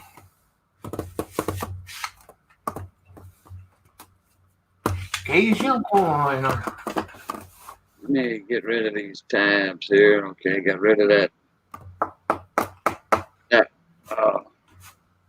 Golden Triangle weather page. That's where I get all my info from. You know what gets me is your email right there next to your body. Oh, yeah, it's right under me. Sure. Kind of like a name tag thing. I forgot I had it. You know, when I did my auction. Somebody walks up to you. When I did the auction, I keep calling it my auction. It's our auction. Yeah. You know, it's a multi-channel auction. So, you know, I host it. You know, and I participate sometimes. So, but It's like you're walking around with a name tag, says Cajun on it, and somebody comes up, don't even know, and says, "Hey, Cajun, how you doing?" Who the hell are you? I got my hat. Yeah. I got a Cajun Coin Hunter shirt. There's I think there's 2 different designs. Nice. The main one, like the one I got, Miss Ida made those. She designed them and made them, the shirt. You don't have to shop. And then they have a special edition shirt that's like for benefit auctions only. I don't even have one. Did you hear me? No, I was talking. What? Yeah, you don't have to sell it to me because I can't buy it anyways. Yeah. But I wore Sylvia's shirt. It was about a year ago. You know, it says "I buy coins." Right. And I had when I was leaving the it was a hospital. I just did the pill cam thing, swallow a pill, and they took pictures of my GI tract, whatever. But anyway, I was leaving the place, and somebody comes up. "You buy coins? I got some coins. You want to buy them?" As soon as I walked out the door with the shirt on, you know, it says "I buy coins." Yeah. SJ's Mixed Adventures. Yeah, I know SJ. I said, "No, but I know a lot of people that do sell coins or buy coins." Yeah. Should have said, "Well, when I can afford it, I can. If you got some stuff that's really worth something, instead of everybody thinks a Wheatie is worth a bunch of money." Yeah, mine's worth like $10 a coin. Yeah, no, it's worth a nickel. No, seriously, some of my coins are worth $10 a coin. Oh yeah. Minimum $10. They had somebody at the coin store in my local supermarket, and I told them, "Hey, I seen them check the reject tray. Okay, Yeah. I mean they had a few gallon bags of coins, and I'm like, and I saw them when they were checking the reject tray, and I knew the people from Mamu, where I used to live, like 9 miles up the road. So anyway, I said, "I seen y'all checking the reject tray." I said, "You mind if I see what you got out of there?" And they showed it to me, and they had like a silver dime. I said, "I'll give you $1.25 for it." And they said, "Sold." Yeah. And they saw my hat, you know. Boudreaux, I didn't know you coin collector. I'm like, "Yeah." And he said, "Man, we got a bunch of these silver dimes at the house." I'm like, "Here's I gave my business card, my small engine repair card, and I said, No, I bet call me if y'all interested in selling." I bet you they didn't even know it was silver to begin with until you told them. Right, because it was rejected. I said, you can put that dime back. It might take it, but I doubt it. It's going to spit it back No, out. it won't take it. Silver, dimes, and quarters will kick right out every time. 95% of the time it does. You know what pisses me off the most? Is I got the bank I go to that, it's got the machine, and anything in the reject tray and everything stuck to the magnet, they throw in the garbage.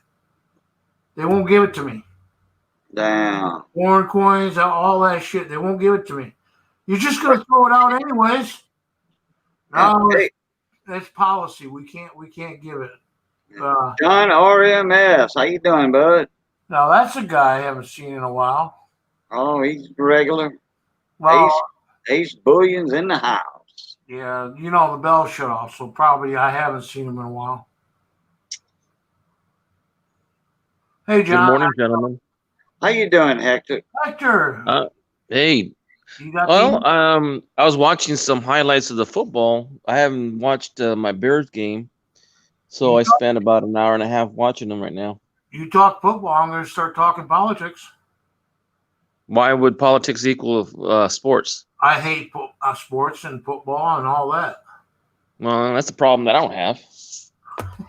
Yeah, me neither. I mean, now there's only one team I'll watch, and if they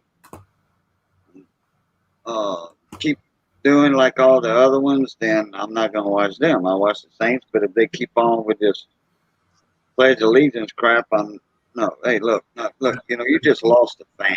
Yeah, that's all politics, which is bullshit.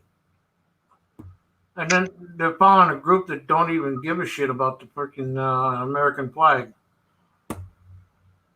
But anyways, yeah, I like Green Bay Packers. And the rest of my siblings like Dallas, Texas. So whenever Green Bay's playing, if it's close to, the Super Bowl, I'll watch it. Oh, yeah. The finals and stuff, playoffs. See, John says Buffalo Bills. He's a Bills fan. He's from New York. Most of my family's from Wisconsin, but I'm from New York. He's from up in that area. I think he lived in Connecticut for a long time. How you doing, John? Yeah, he did live in Connecticut too. Go Cowboys. Yeah, they suck. Yeah, well, they're not America's team either. Hey, Midnight. What's going on, buddy? Hey, Midnight. Who dat? Who dat? That's right. Go Tiger. Both of them lost last week. Tacone must be here. Who dat? No, that's Lady Kid. You talking about Field Guy? Oh, Field Guy. Yeah, he does that. Field Guy 316. Yeah, he was in here earlier. Yeah, 316. Mr. His favorite team crap. Born in Buffalo, raised in Connecticut, now in England. Yeah. Yeah, I don't forget people. I talk a lot of shit about everybody. Yeah, well, that's me. Yeah, well, born in Buffalo, so yeah, you had New York pinned down on that one. Yeah, but if like baseball, I was born in New York, and I would like Yankees, right? No, I don't think so. That's kind of funny because the other day I went to the DMV to put tags on my new car, and the guy behind me was talking a lot of crap, and I looked at him, his opinion was like getting on my nerves. And then his wife was like saying, all these Mexicans, in line here, is making us wait too long. And I'm going, what? Did you clothesline him? Or are you shorter than him? No, are you kidding me? You're shorter than I am. I can just tell from there. Anyway, I looked at the lady and I said, "Are you serious?" I said, "Where were you born?" I said, "Why?" I said, "Well, you're Mexican, aren't you?" I said, "Yeah." Yeah. Well, that means you're born on the other side, right? No. I go, "No." And then when I got inside the lobby, because the lines were outside because of the COVID thing. We couldn't be more than 12 people inside, and it's a real small, lobby. So anyway, so we were outside and we got inside, and three guys. I said something to the lady, and I got a little bit more perturbed about it, because here's this white lady telling me that, in a way, I should go back to Mexico. And I said, something, lady, and then the people in line were Mexicans too, and they didn't say a damn word. I don't know why. You should have said, lady, I can almost guarantee you I teach your kid in school. I almost feel bad for Or I did at one time. Well, it's just like she says that she's being discriminated against. I said, yeah, but I'm not the one talking like this. You're the one talking loud, and I didn't say anything to you until I said, like 4 or 5 times you said something. And then I said, really, lady, you're really going to be talking like that? Yeah, you're talking to a woman. It don't matter what nationality you are. No, but her little boyfriend told her to shut up, because there was so many people in line that were Mexicans. They were starting to look at the lady and turning around, but they didn't say a damn word. I was the only one that did. Yeah, it sucks. I lived in Tulsa, Oklahoma, and there's 40,000 actual legal immigrants, right? What about the other 120,000 not legal immigrants? Yeah. It's like, yeah, whatever. Well, my next door neighbor, he moved out of the state because he said they couldn't stand California for several reasons. But I won't tell you what the reasons are, because I really couldn't understand why he would move anyway. Anyway, so the question was, he used a word I didn't really like, describing people from my origin. Oh. And yeah. And he's a Republican and diehard, and I vote for the best candidate. I've always crossed lines. I've never been. He's more white than you are. No, he's Italian. Oh, he's really white. He spoke Italian. No, he just denies his language, and then he wishes he spoke as well as I did. So am I Italian? And hey, Hector, you speak very well. Well, I try to, and I speak Spanish too, and I understand Latin, and I understand a little bit of French and a little bit of Portuguese. Yeah, I don't know any of that shit. Yeah, but anyway, the long story. I shut him up one time, and I said, "Do you realize that your background, you guys came here without papers? That's why they call you." They did. A lot of the Italians came over just because of, I guess, need, family, cheap labor, all that. They came to Ellis Island, and and then when they started coming to California, my grandfather was hired by them because my grandfather was denied buying land because he was Mexican, but the Italians were. But that's the story. That's the story he tells in his day. Hector, Roadrunner put something in the chat. I laughed my ass off. Hey, Roadrunner. Oh, I'm so tired. I can't even keep up with chat. My eyes are about half closed. I'm an equal opportunity hater. No, something. As being Catholic, I can't hate anybody. I just don't like their decisions or their actions. I just can't hate nobody. Even my wife is kind of telling me, about our president, our government, the way things are sitting now. I said, those are individuals. I mean, I had the same problems with certain Democrats when they were in the office. So it doesn't matter to me now, and it's just that people are looking for themselves. They're not looking out to help other Americans out. Hector, the biggest thing is she was just plain, just rude. It's like, oh, I know. Shut the fuck up, bitch. Exactly right. Yeah, well, as respectful as I could be, I said, something, a really, lady, seriously, are you talking like that? And it just seems like it's just like I remember in the 60s when I was a little kid, with all the riots going on and campus unrest and Vietnam. You know what I thought that was a bad time. If it was me, which I'm not, I'm white, okay, but I'd go, no hablas English, and start talking shit, piss her off even more. Yeah, what's scary today was I couldn't believe what I heard on the radio this morning. Not radio. I was listening to Oh shoot! Good Morning America.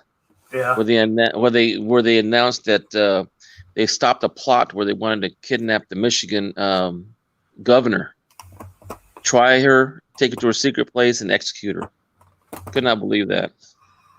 I'm not laughing at you. I'm laughing at the chat. But yeah. Let's get back to coins. This is upsetting me, or whether I don't care. But let's get off Well, with it. You know, you heard my story. I had my own company, and I actually hired a crew of El Salvadorians. Mm-hmm. Don't call them Mexican. Oh no! Don't call us Salvadorans either. Oh no! You'll end up in a necktie or something. You'll end up. Oh yeah. Yeah. No, we just cut heads off. Something like that. Yeah. But they're good people. They play the freaking Spanish card on me and shit. And I was like, yeah, whatever. You know, well, English, you know, yeah, whatever. Shut hey, history man, what's going on, little buddy? Hey, I got a question for John. John, since you're living in England, does that allow you still to vote at the U.S. Embassy? He lives in UK. England is right. Is a city. Yeah, but he's an American citizen, I think. Yeah. I was wondering if people that live in foreign countries, are they still able to vote at the consulate or the embassy? Yeah. I think they can. I think he's still American. Yeah, he's still a citizen. Yeah, he can. Yeah, he can vote. And anybody that's an American citizen overseas can vote. Yes. And he did vote. In comment, I voted. All right, pop him an email. He says he wants to talk. No, I'm fixing to close this. Like I said earlier, I'm half tired. I was supposed to get out an hour ago. Oh, well, I'm sorry. Hey, I wish you luck. Get up early. Man, the storms are 180 miles from us now. I wish you luck with John, we got a hurricane just right offshore here, but I'm sorry. Yeah, I wish you luck with power and hurricane, man. Yeah. Oh, thank you, Al. As soon as we're gonna be out of power. Oh, it's gonna be even longer this time. Last time was 3 days. Yeah. A month ago was 3 days. This one's gonna be even longer. My power outage was 8 days, and that was on the main grid. Hey, Cajun, the last report we got here in California, you guys are supposed to get 15 inches of rain? No, it's going to be somewhere around 8. Yeah. Well, where did they get the 15? Is it because of more interior, the storm or what? Isolated parts, yeah. Okay. England is not a country. England is a country that is part of the... England is the same as D.C. No. London, England. London is the big city where the London. Never mind. I was thinking London. Oh, I thought you were actually trying to. I thought you were thinking London instead of England. Okay. Yeah, London is a city of England, which is a province, not a country. Sure will, lady kid. It could be a country if they separate it again. Its own country, you mean? All right, history. Don't get freaking pickled with it. All right, guys. Look, like I said, I was supposed to get out of here. London is the capital. I don't know. Whatever. Is the capital. Yeah. So, all right, guys. As always, love, peace, crackling grease. Thanks for having me. Later. All right. Get y'all. Plutarch. Good night, everybody. Good to see everybody this evening.